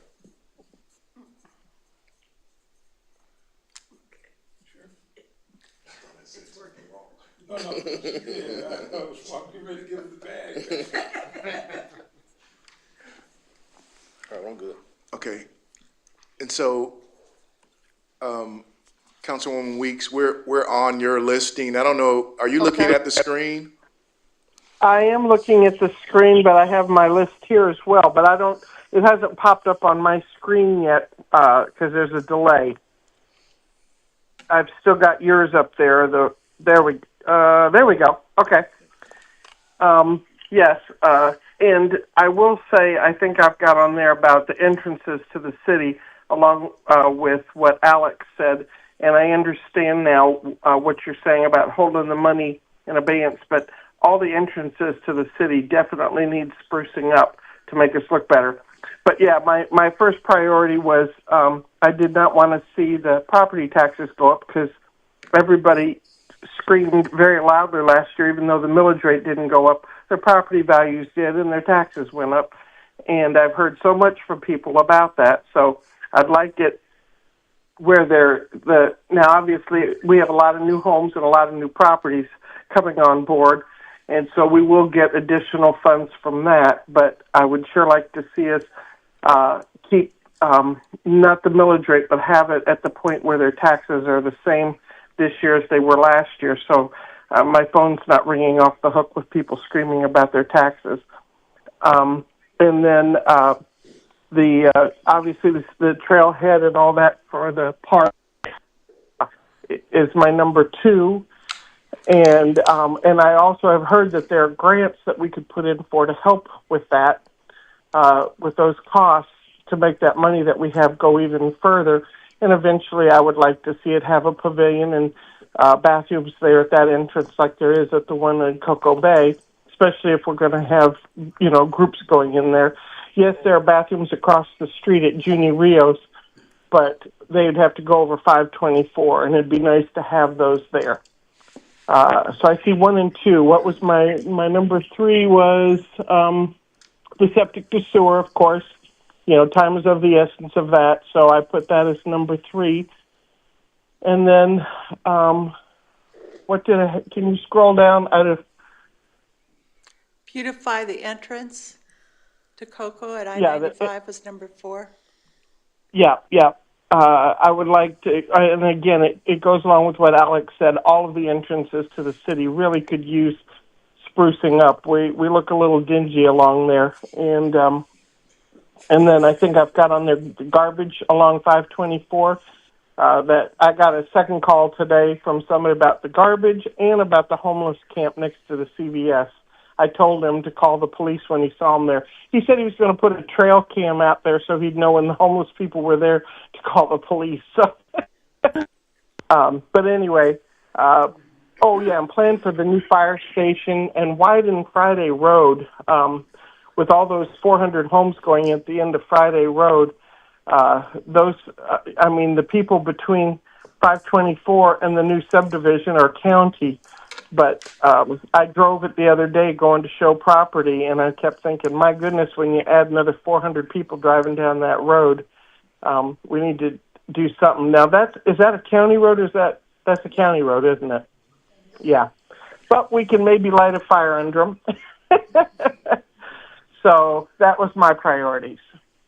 And we do need to plan for a new fire station. Okay. And I love the hospital idea. I think we've got land out in my section. Okay. I don't know, Mayor, if we have any other council input, but. Councilman Harlan. So one of the big initiatives that I would like to see in District 2 is. Okay, let me get through. I'm sorry. This was just on this item here. Sorry. You want to say something about District 3? No, I was going to speak on something else. I didn't know we were still on this. Yeah, he was. No, I think she's done on hers. I was asking. Yeah, I am. Other council member priorities or wishes. Okay. Councilman Harlan and then Councilwoman Goss. So I already know that it's budgeted. I saw the 500,000 for pavement. I would love for a large chunk of that. I don't know where we're at in the chart. For that to be the neighborhood south of Dixon Boulevard in District 2, where many of the streets are in bad shape. Abby, you'll send out the list again. Between Pineda and Fisk Boulevard.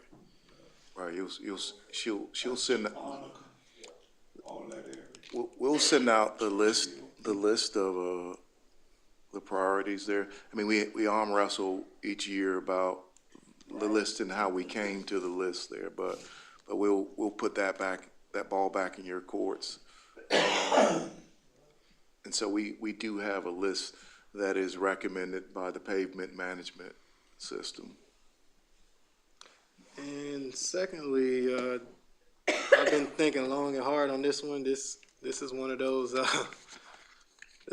free throws that I'm going to throw out there, and I don't know if the council entertain it, but I was doing some research. I would love to give direction to the city manager and staff, if this is possible, for the city to look at. There's 2 large properties within District 2. One of the properties is shared with District 4. To investigate and see if some of these properties are willing to entertain selling those properties to the city. And I believe one of the properties may be behind on their taxes. So I would love to investigate if those property owners are willing to sell those properties to the city for the purpose of some mixed-use development, redeveloping those properties that's currently an eyesore to the city, possibly bringing more businesses in and possibly more homes similar to what we did on 524, where Sirius and the old Winn-Dixie. Those properties are located on Dixon Boulevard, Bird Plaza, and the other is the building that's shared by Save-A-Lot currently.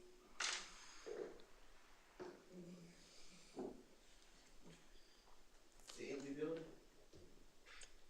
I didn't hear what you said. Bird Plaza. There's a couple businesses I've seen going out of business there, so I don't know if the property owner may be willing to entertain that, and also the building shared with Save-A-Lot. I believe it's current. The building was Save-A-Lot. The whole plaza Oh, the is, whole the whole plaza. plaza is under one ownership. Yeah. Yeah. You just talking about Pastor Earl Beckford. I did talk with him. He said he's gonna pay his property taxes coming. The people who live their life on the internet are to my attention. And I'm just cutting to the chase. We'll see. If anything, you know, the best way to help stimulate and rejuvenate that area, we all were at that Delaware FRA conference. Make that Dixon Boulevard a commercialized CRA. Booyah, there you go. I would love for that. Absolutely, That's a because long we sat in shot. Clark and we took our various independent tours of Tampa. So that was one of the suggestions I actually received at one of the conferences. First, try to negotiate with the property owners, see if they're willing to entertain it. Secondly, something similar to what the mayor just alluded to, a commercial CRA or similar. Here's my only concern, two things. Time. Time can be with you or against you. Governor saying he's gonna do away with all CRAs, we talked about that last night. Yep. What can be with you if, I think the county commissioners may vote for it. So, all we need to do is count to 3. So I'll give that to the city manager. I know the city manager. He doesn't move. City manager doesn't move without direction. So you guys need support too now. That door swings both ways. You all are familiar with those two plazas. Been here longer than I've been here. I would love to see that area thrive and come to life. So It's ripe for redevelopment. Also to point out that that is a park desert for those communities.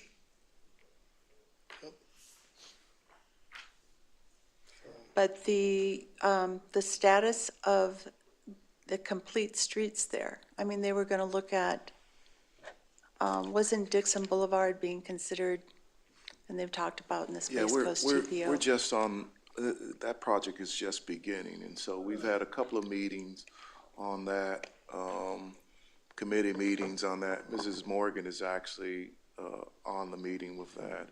I always forget the young lady's name that's there. What's her name? No, Sarah Crum. I think our consultant there. Oh, Myra. Myra, yeah. So we've been there. Again, they've had a couple of meetings on that. That will eventually go to some plan that it'll be eventually formalized in some plan. So they're at the beginning stages of that process. You know, kind of funny because I just had a call on Bird Plaza today, and it was from the real estate agent, and I've met with the management team, I met with the owner, and the city doesn't have enough to actually buy the plaza. And so those things will be private development. I can tell you what's going to make Bird Plaza, what's going to contribute to the redevelopment of Bird Plaza will be the train station. we got a call from a gentleman that was riding the train who asked about it more than a couple of months ago. And so the call today was about their code issues. Again, there's just some terrible buildings in Bird Plaza. And so they're not talking about selling, they're talking about forgiveness of their code issues, But I do believe, just as we see elsewhere, we've seen it in Rockledge, that those old shopping centers, and just as we've seen it in Cocoa with Cirrus, they once the train happens there, I do believe we're going to see some energy with regards to Bird Plaza. In terms of the streetscaping and Dixon, Abby, can you give them the update on the Pineda Dixon crossing? Yes, so, excuse me. We received the estimated construction cost for the Pineda Street and Dixon Boulevard intersection.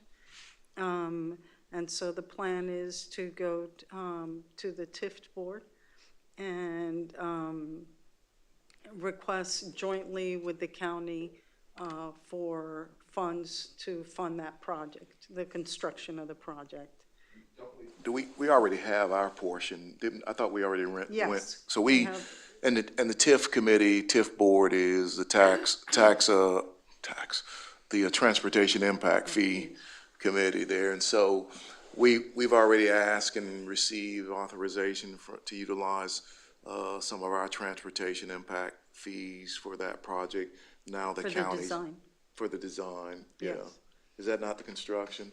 No, the design was completed last, I want to say October. So now we have to go back for construction? For construction of the Okay, so we contributed to the design. Correct. And now we're gonna go and ask for, what would be our contribution? 175,000. So do that times two, you can see how expensive those projects are. But again, going to the committee to ask for use of our transportation impact fees to complete that project. You don't know when that meeting is, do you, Abby? I'm waiting for the email from the county requesting availability to set that meeting up. Are we able to see that design? Is it available? I have that.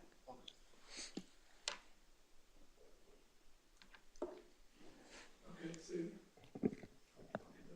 Okay. Councilwoman Calls? And that's it? That's it? Because, and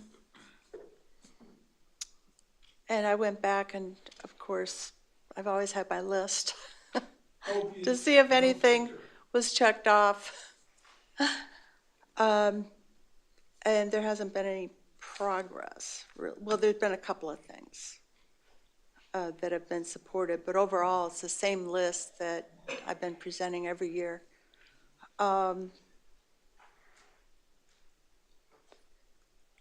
Some real doable things. They're all pretty doable, not that expensive. Oh, with the exception of, I would really like to see the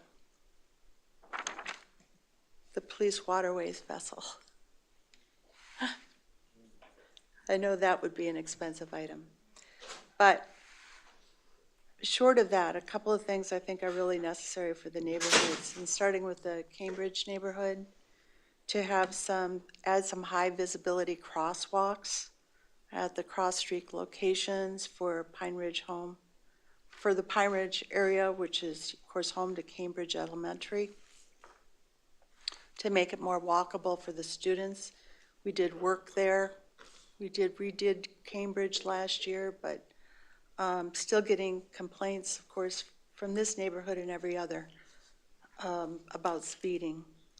And the crossroads, the crosswalks, at least give some signals to slow down and an option for safety. You've also heard me talk about the acoustic padding for the gym at Travis so that it'll be more useful. Went over there again. They're still not using the computers that the computer setup there that was kind of a waste of our money at this point, unless there's some sort of division between the play areas and the computer areas, as there is at Jolie, either through some curtain or, setup. They're just not, they're going to become outdated, before they have any wear. For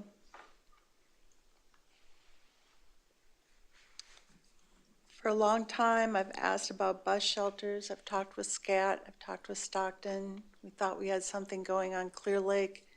We've got communities that use a lot of public transportation there.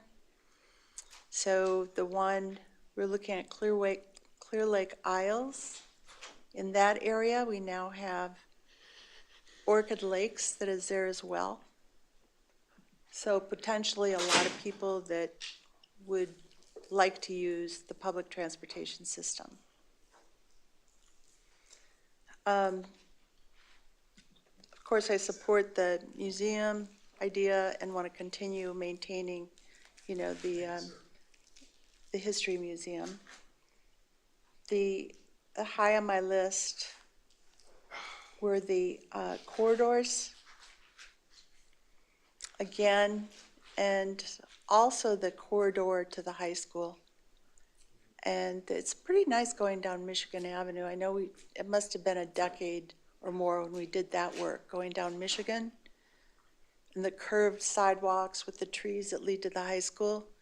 But I really think that's important because when people are coming to your city, if they have kids, they're going to be going to visit the schools, and first impressions count. So that one that goes down Rosatine, I don't know, is that our road? I'm sorry? Tiger Trail, man. Yeah. Yes, Tiger Trail. Is that our road? Yes, at some point. It's county and city. Yeah, I would like to see that pushed up. Rosentine is all county? No, at some point it becomes city. I believe right near the high school. Okay. Tiger Trail, man, Tiger Trail. Mm-hmm.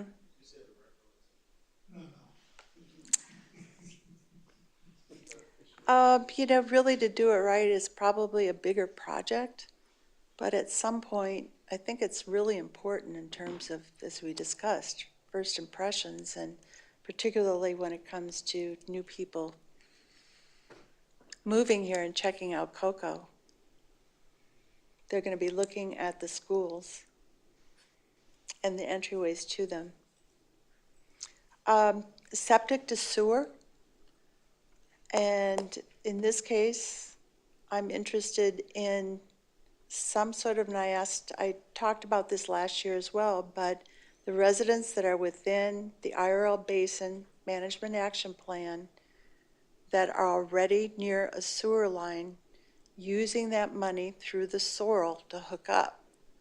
Most of those people, they likely don't even know the money's available. And in most cases, it is paid, I think it's up to $12,000 now, and it's paid for a lot of those completely.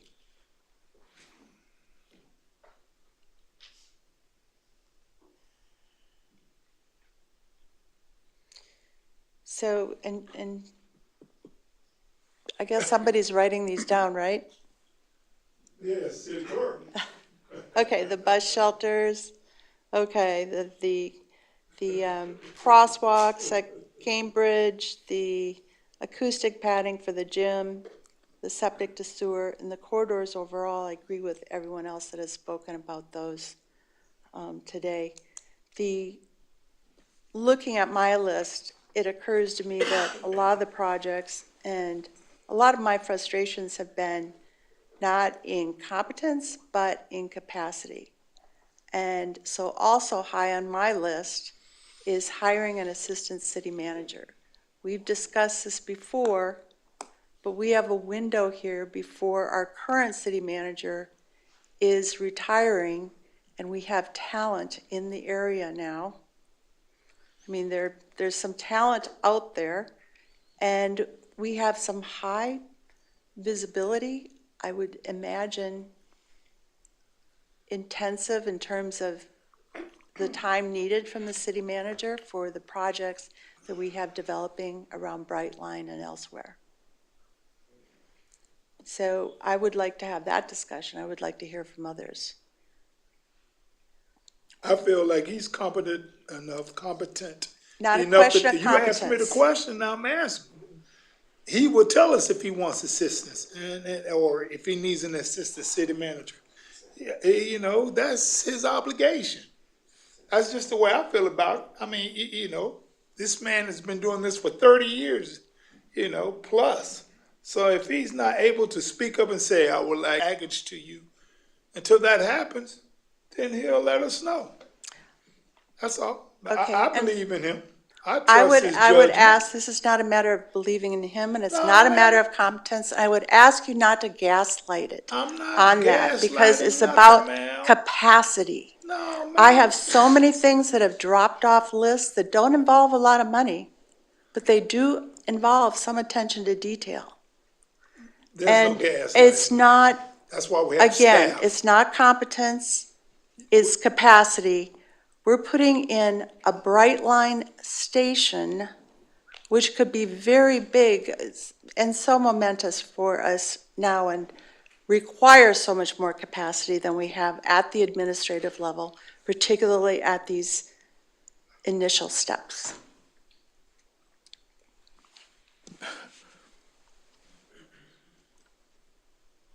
That's my assessment. I don't have to come to the council to hire an assistant. I can do that at any time. Thank you.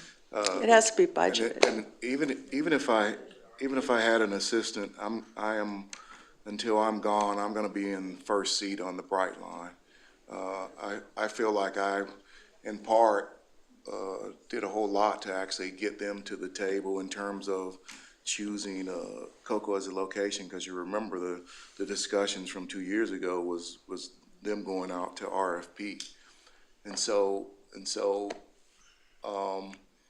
you know, and as I've said with the council, individual council list, you have 5 different council members and you have 5 different lists.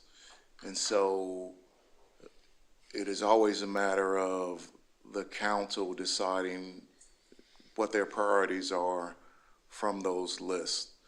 And so that's not a matter of me council list, because if not, we're in this same discussion that we're having, you know, and so the council needs to prioritize the individual lists into one council priority list there. But again, I don't plan on leaving the city hanging with regards to some sort of a transition plan, and who I pick may not be the choice of the next council anyway. And so, you know, and so again, I don't feel like I'm shirking my responsibilities by not having a number 2, because the number 2 is always going to have to run through the number 1. So I feel pretty good about the progress we've made and about what we're doing and the energy that we have. But again, at the end of the day, at the appropriate time there, I'll ask somebody if they want to come on board. Again, that's always difficult because you have the outgoing manager bringing on someone, and then you have elections next year. Very honestly, the end of my contract is October 8th, midnight of 2027. So I think I got time. Can I respond? Because first of all, I made it really clear it wasn't about competence. No, I didn't say. No, and also I made it clear. I didn't address competence. I don't feel like I don't feel like you said anything with regards to my competency. I heard you loud and clear when you said it's a matter of capacity, and I think we have the capacity to do everything that the council has directed, and so again, the operative word being that the council has directed. So again, we can have a number 2, but again, the number two isn't gonna, again, it is the collective wisdom and the collective vote and direction of the council. That's the only point that I'm making. But I'm also making the point to where I am fully aware that there needs to be, at least on an interim basis or whatever the then council decides, someone ready to take over when I walk out the door in 2027 or earlier or later. So again, So, again, the type of things that I've requested that fall off the list are not even things that would go to the council level. They're requests I get from my constituents. There was a presentation, I asked for someone to give a presentation in the council meeting, different little things. I mean, you know I keep lists and notes from our meetings, and there are a lot of things that I don't have the ability to call other directors. I think, you know, we've discussed that. You've sent out memos to us about not contacting other directors to get things done. I can't even call code enforcement now. If I can't get a response from you, it's hard for me to respond to my constituents. I don't send out directives to not respond. I send out directives to follow the charter. And the charter says there's a form of communication and there's a form of, and the direction is given to the manager and the manager gives direction to staff. And so I just hold us all to the fidelity of the charter because again, if they have 6 different bosses, they're running in 6 different directions. And so again, that's not inconsistent with any other person in the business of public administration. And so at the end of the day, you know, I can go out and hire somebody and that person may not be acceptable to you. When the time is right and when that person is available, I'll certainly do what is necessary. Again, the not spending those dollars has allowed us to address the overtime for the firefighters, other expenses that have come up there. And so I like having that flexibility. Again, it takes some time to learn the job. It takes some time to get comfortable in the job. And I'm not gonna be I don't have a co-captain. I ain't doing this as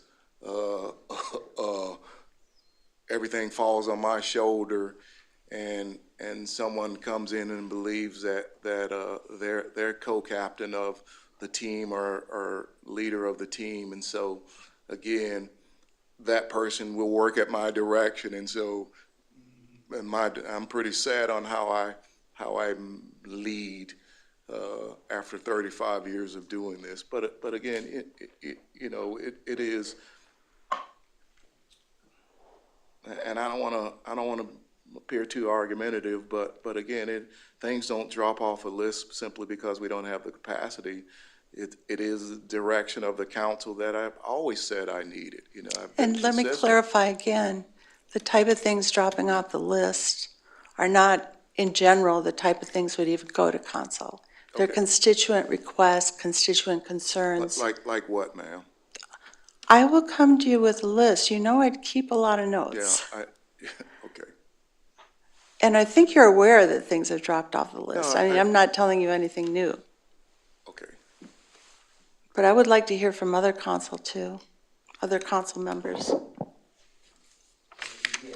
You mentioned the charter. That was something that, on my list for a while. When can the council have an opportunity to review the charter and possibly make changes to the charter? I believe there's some things in there that needs to be updated. Can you give me a suggestion that needs to be updated to the charter? I don't have all the items on me right now, but I would love to have the opportunity to sit down with council as a whole and address any possible updates needed. There's definitely updates needed, for sure. Okay, if you, once you get your, list, I'm sure you can submit your list to him and then present it to us as a whole. But I'm just trying to figure out what brought this on, that's all. What else, sir? The floor is yours. Okay. Doesn't the Mr. charter Gomes? have to go to Mr. the, Gomes? to a vote in public? So, Your mic.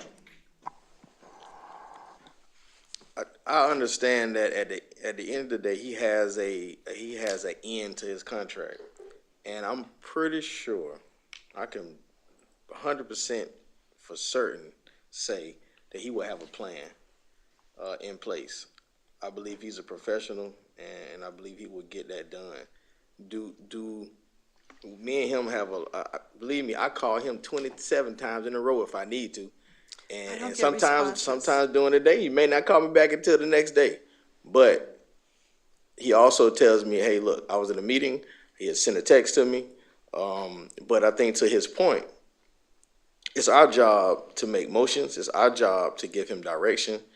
I've made plenty of mistakes as well to having discussions without direction. And then 3 weeks later, I turn around and say, what happened to that? It was nothing supposed to happen to that because I did not do the job as a council person to give direction to him. So I'm speaking for myself on that part. And so he's consistently said that he needs direction from us so he can carry out whatever that wish is that we're asking for. And so, you know, I believe he's going to lead us in the right direction on his way out. You know, I don't know when that time frame is, but I'm pretty sure he has that because of the way he gave that date and time, and I believe he knows what time frame he needs to do that. And so, but that was a good question too about when was the last time there was a review on the charter? Just a question. Anybody know that answer? I think it was 2010, maybe. 2010. But that's a question like when was the last time the U.S. Constitution was right? It's true. Point taken. Right? Point So, taken. Yeah. I mean, Yeah.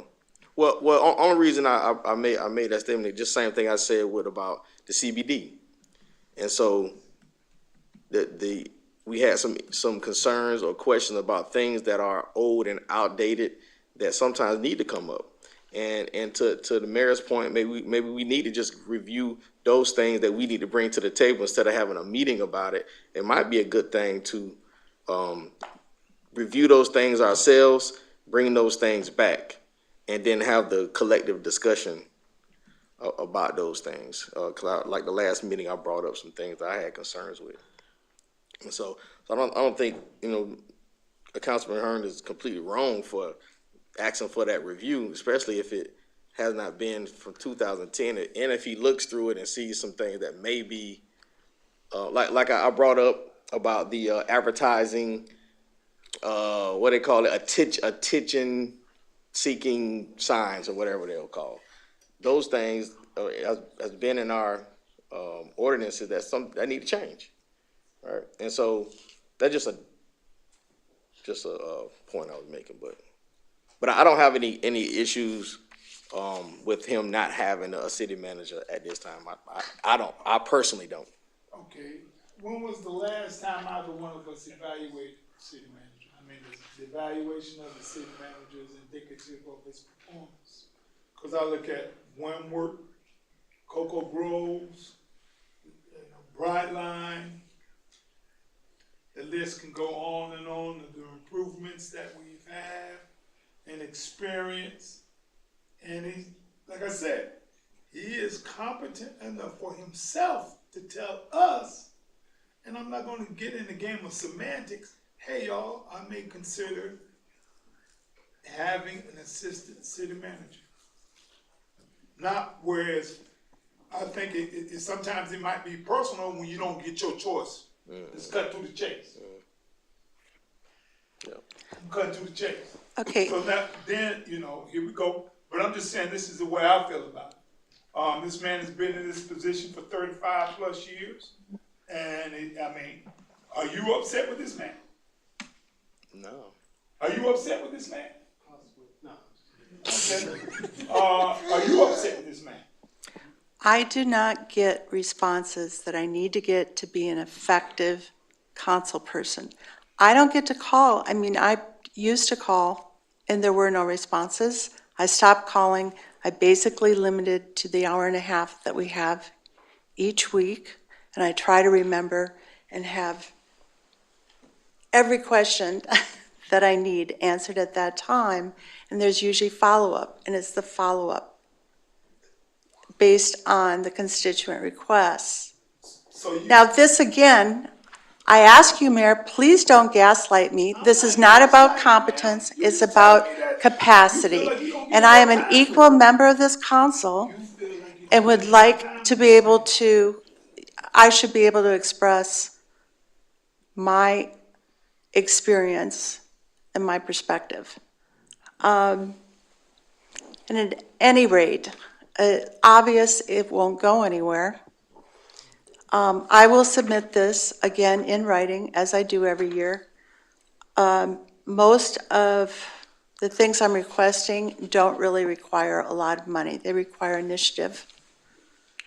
And, you know, I would hope that we would be able to discuss those. But I just want to know that if we're going to spend time, I just want things to go somewhere. And my requests have not been unreasonable. They're not any different than I see other people doing. Yeah, and let me look. Yeah, I've been doing this for a long time. And so if you were to tune in tonight and you say, and you hear, I don't get any responses. That's a absolute statement. I don't get any responses. It's just simply not true. And so and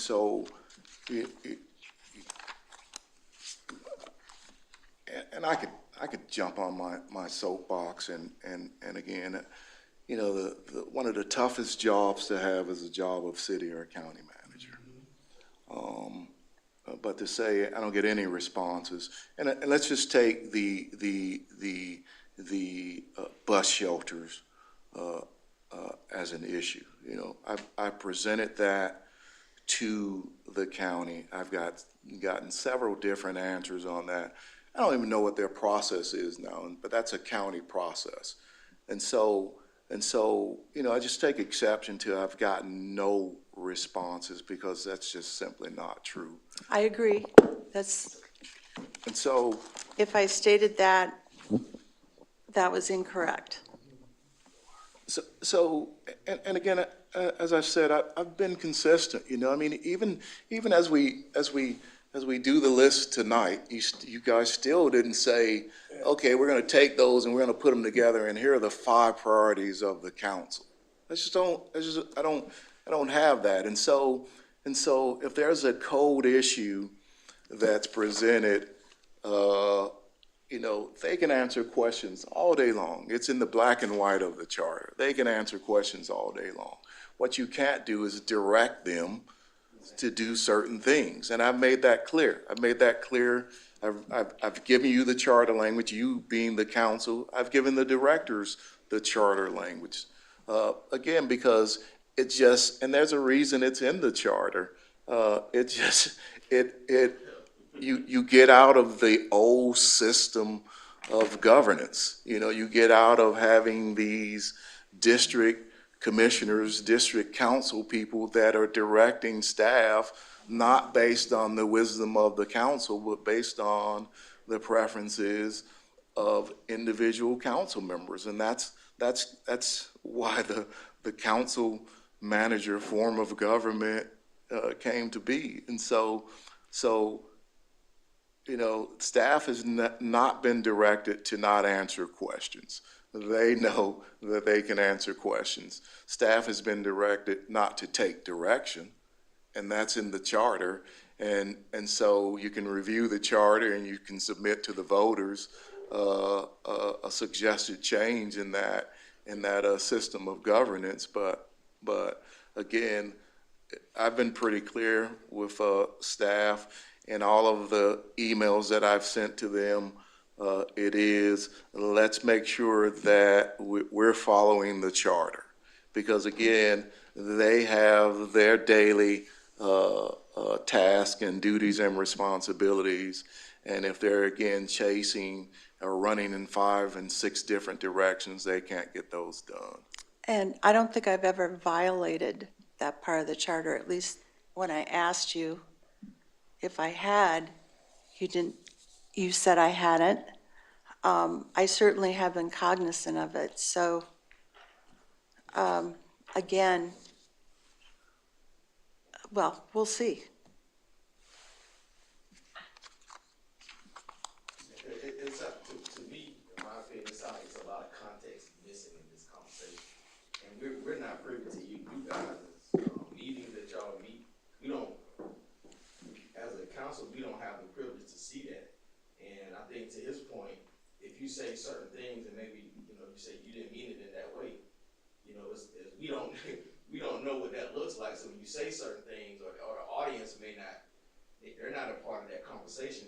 So when you say certain things, it sounds as fact. Okay, well, I've been very clear that this is about competence, about capacity, not about competence, even though it keeps getting directed that way as a defense mechanism. Now, So- I know you're not questioning my competence, ma'am, and so I don't think I came across that way, and so. Okay. Again, if it's a, this is a much smaller organization than I'm used to, and so,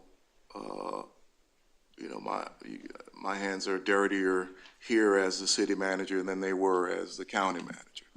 Because we had layers and layers of staff, and I think appropriately so. It's small enough to manage that way. Again, at some point, you bring in you implement a succession plan, and you hope that the person that you selected as an administrator will meet the political test of the council at the time, and so they, because there are no guarantees that the second in charge will become the number one, and so but I feel comfortable that we're not missing a whole lot. I've done more. I have a meeting twice a week on planning and zoning issues. I have a meeting on Monday with the planners, and then I have a meeting on Thursday with the planners, with the contract planners, with the assistant city attorney, and so I don't think that I'm missing anything. I don't think that a number 2 would be able to say, oh, ignore the charter and just go and direct the directors to do whatever you feel they need to be doing, and again, and I'm telling you, and it's probably good that I plan on this being my last stop in government. I'm telling you that I'm not set up at this particular point in time to have a co-leader, and so if the thought is that a second in charge gets to provide direction that is not sanctioned by me, then that's just not how I'm operating at this point in my career. And so again, I have the best interests of the city of Cocoa at heart. I'm proud of the fact that some of the things that I've done as city manager weren't done previously. I live in the city of Cocoa, and so I ride around, and this is home to me. I don't live outside the city of Cocoa. I don't live in unincorporated. I've been here for 31 years, and as the Cocoa City manager, I've experienced some things that I never thought I would. And we can start with my picture on a sign, and that doesn't bother me. Doesn't bother me that you put what you believe is my home phone number on the internet. Doesn't bother me that you put on the internet where I shop for my groceries because, you know, at the end of the day, if you're ready, I'm ready for you, you know, and so, you know, but what did bother me was, I never knew that Chief Lamb's mother lives in county. And so the day he told me that, I felt really bad for him being on that sign because, again, all of the junk that they put on the sign is not true, you know, and having to deal with that, you know, is ridiculous. Having to deal with being here for 31 years and when an individual feels as though I've not met their public records requests, swearing out a complaint to the state attorney's office, I've never experienced that. And so I'm here committed to the city. I committed to the city when I signed the contract and I took out the provision that allowed you all to allow me to live outside the city. I asked for the extension because there are some things that I want to get done, and I froze my salary as a trade-off for that. And so I'm proud of what I've done, and I haven't done anything because it's the directors, it's the city attorney's offices that's doing all the work. I can generate a whole lot of ideas, and I can generate some timelines to get those ideas implemented. But again, I think we have momentum. I think I have capacity. I don't think anything has been dropped. I get the frustration of having things that you want done, those things not getting done, and those are not me just being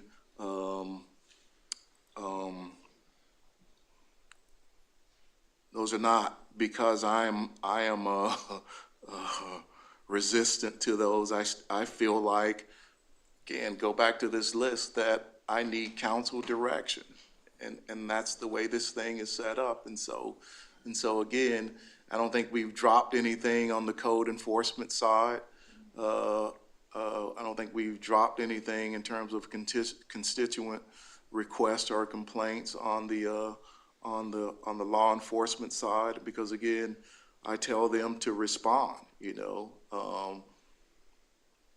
and they, you don't have to take my word for it. You can grab them and have individual conversations about whether or not I'm directing them not to respond to certain council members or any council members there, because again, the language of the charter is clear. It says for purposes of inquiry, you have every right to have a dialogue with them. That originally originated, and Anthony Garganese can expound on that, is the Leroy Johnson rule. Do you recall that, Mr. Garganese? Yeah, that's my cousin. Yes, sir. Yeah. I got you. Yes, sir. It's a long time. Okay, I got you. Let me hear from Council, Vice Chairperson, I'm not at CR. Deputy Mayor Weeks, are you there, ma'am? Okay. Now I'll open the floor to public comments. Make sure you take copious notes.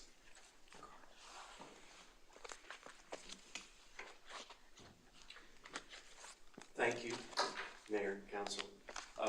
I just want to State your name, please, sir. Alex Greenwood, Brevard Avenue, Boca, Florida.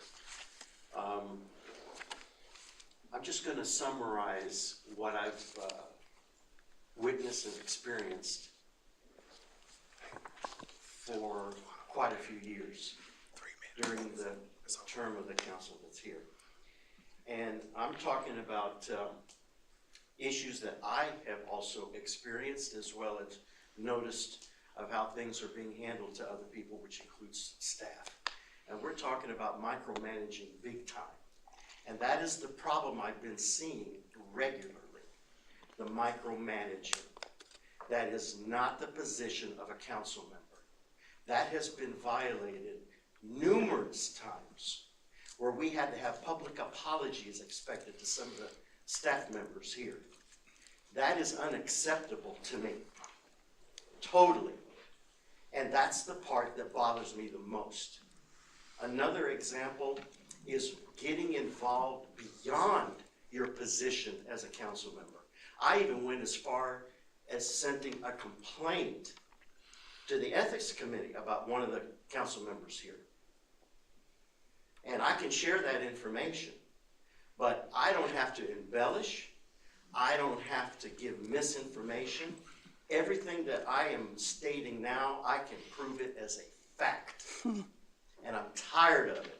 Tired of all the misleading information, the lies, and I cannot stand to sit here and see criticism for a group that the majority are 100% for the betterment of the city. And all I'm hearing is complaints. There's nobody good enough for one council person. Nobody, since I've been here and since that person has been on the board. And I'm tired of it. So when anything comes up in a negative position from that council person that's been identified really as the naysayer of the group, Point of I'm order. gonna say something. Yeah, it's just, I'm 3 gonna say minutes, something ma'am. about it. And the newspaper is the location of where that title came from. And I got proof of that. Because it was denied during a council meeting, all right? And then I also don't appreciate from last night, because I didn't get a chance to respond, making a statement that it was basically, I brought a failed project to the council when we're talking about the hotel. Yet when I brought that group, they just didn't have enough money, like the current group is working here. But yet, it was insinuated that I failed to present a group of people to build a hotel here. I can't believe that. When that council member voted several times for the hotel that she claims that I failed on. I'm shocked. Okay, 3 minutes? so Is that 3 minutes? Thank you, sir. then, okay, I'm going to respond. I'm One, gonna respond after. that, I don't think so. Council. And I'm not going to be lectured by you. Yes, he did file a complaint Sir. with the Ethics Commission. What? I'm talking to staff. I mean, I don't think it's. Okay, well, he did file a complaint with the Ethics Commission. In October of '22, his request to increase the density on the property was voted against. Later that year, it was voted against, and the FDEP came out after he cleared the property, trenched it. That anger gave, what was it, 7 times, I counted them, 7 times he got that up that year in delegations to defame me, and that was allowed. It was at the same time that, you know, Sorry. that an opponent was running against me. 7 times he got up, defamed me, said I had done illegal activities, and that was allowed to be repeated on 7 different occasions.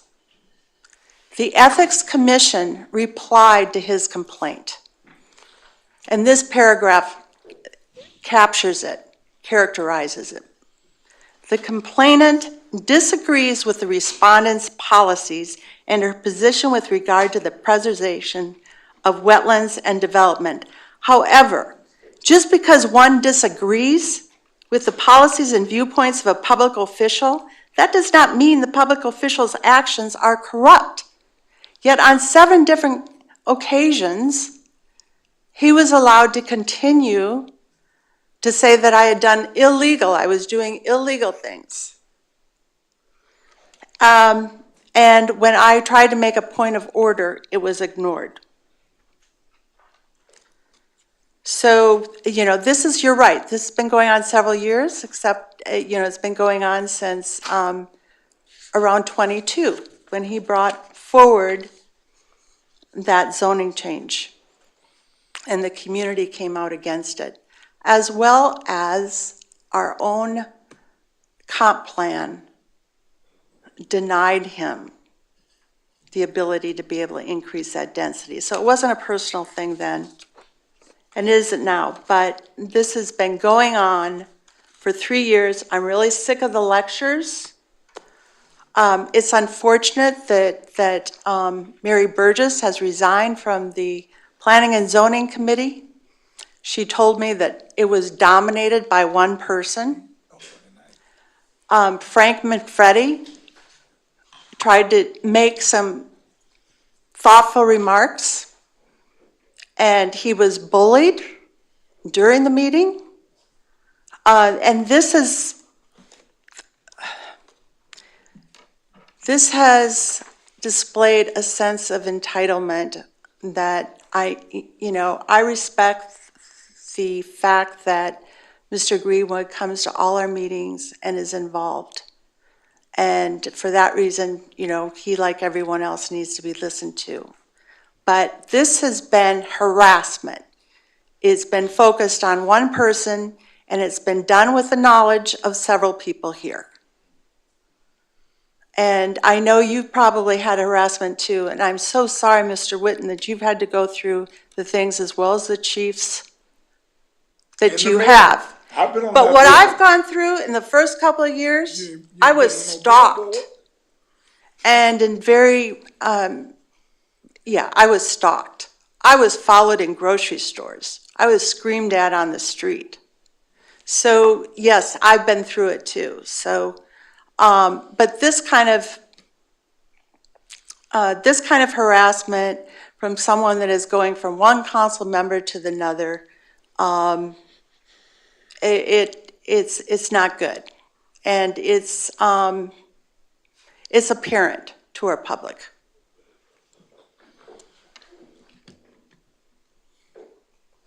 And as far as, the Ethics Commission, letters to the governors, it is not illegal. It is not wrong for a council person not to agree with your position. And there is nothing wrong with me having a different perspective or opinion than other members on this council. I bring a lot to this table, and I expect to be respected, not dismissed or demeaned. Hey, do I need to ask Coach Wells something? If I have to, sir. Well, please refrain from talking. I'm just tired of the lies. Okay, but. Yeah. Let's stop. Take a 5-minute recess, please. Thank you. Yeah, and the insinuations made tonight were ridiculous. Micromanaging, really? So, at any rate, I'm really done with the bullying and the harassment. Hello? Hey, it's me. You missed the I've fireworks. been listening. No, I've been listening. I actually walked over because I'm now at a dinner, but I'm outside. I've been listening the whole time. So I just wanted to say that it's been quite something to listen to. And yes, everybody's entitled to their opinion. And Lorraine, your point of view is your point of view, and you're entitled to have it along with everybody else. So I'm sorry that you've been harassed that way. I just wanted to say that. Thank you. I'm going to have to get off because it's hard to hear where I'm at. But, and I do think a lot of our priorities can be combined. Mr. Whitten, it seems like a lot of them were similar when I looked at them and when I heard them. And so I do think we'll be able to combine them and get some things done in Cocoa that we all want done. And so y'all have a good night. I'm going to hang up now. And I'll see y'all back in Brevard County next week. Bye-bye. Thank you. Speed. Okay. I got like one. Can I get like 1 minute? Don't even do it, man. I just want to ask a question. Don't ask. Go ahead. It's a good one though. I guess this to you, Councilwoman Cost, right? So I want to go home, so I got. I know. We got to get ready. I know. Then Go ahead, man. Do you believe when you meet with the city manager, just nothing long-winded, do you believe that it is that you get things accomplished in those meetings? And if you don't, I guess my question is, why meet with him in that time frame? And why not consider changing that strategy if you feel like it's a painful situation to go through that, whatever that may be, if you feel that way, why not change? Because we have this discussion every single year. So why not change that strategy possibly? So we do get things accomplished, Okay. period. Okay, there are a lot of things that drop off, and I'm accountable, like you are, to my constituents. And when I don't get responses back or the follow-up doesn't happen for many weeks, and it's because it's assigned to other people or maybe not assigned at all. But I do get things accomplished.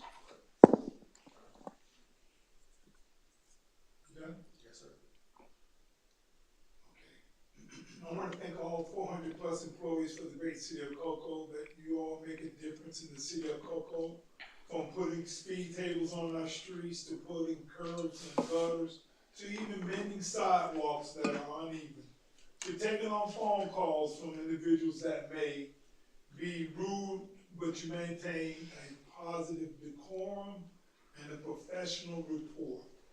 So on behalf of you all, I thank you, employees of the great city of Cocoa, city attorney, city manager, and council members, but more so the citizens of Cocoa. You all are making a difference. Chair entertains a motion to adjourn. The chair, a motion on the floor, looking for a second. Second. Second by Councilman Byrne. The motion was by Councilman Barnes. Just gonna call the question. All in favor of saying aye? Aye. Because I didn't want this meeting to end on a negativity.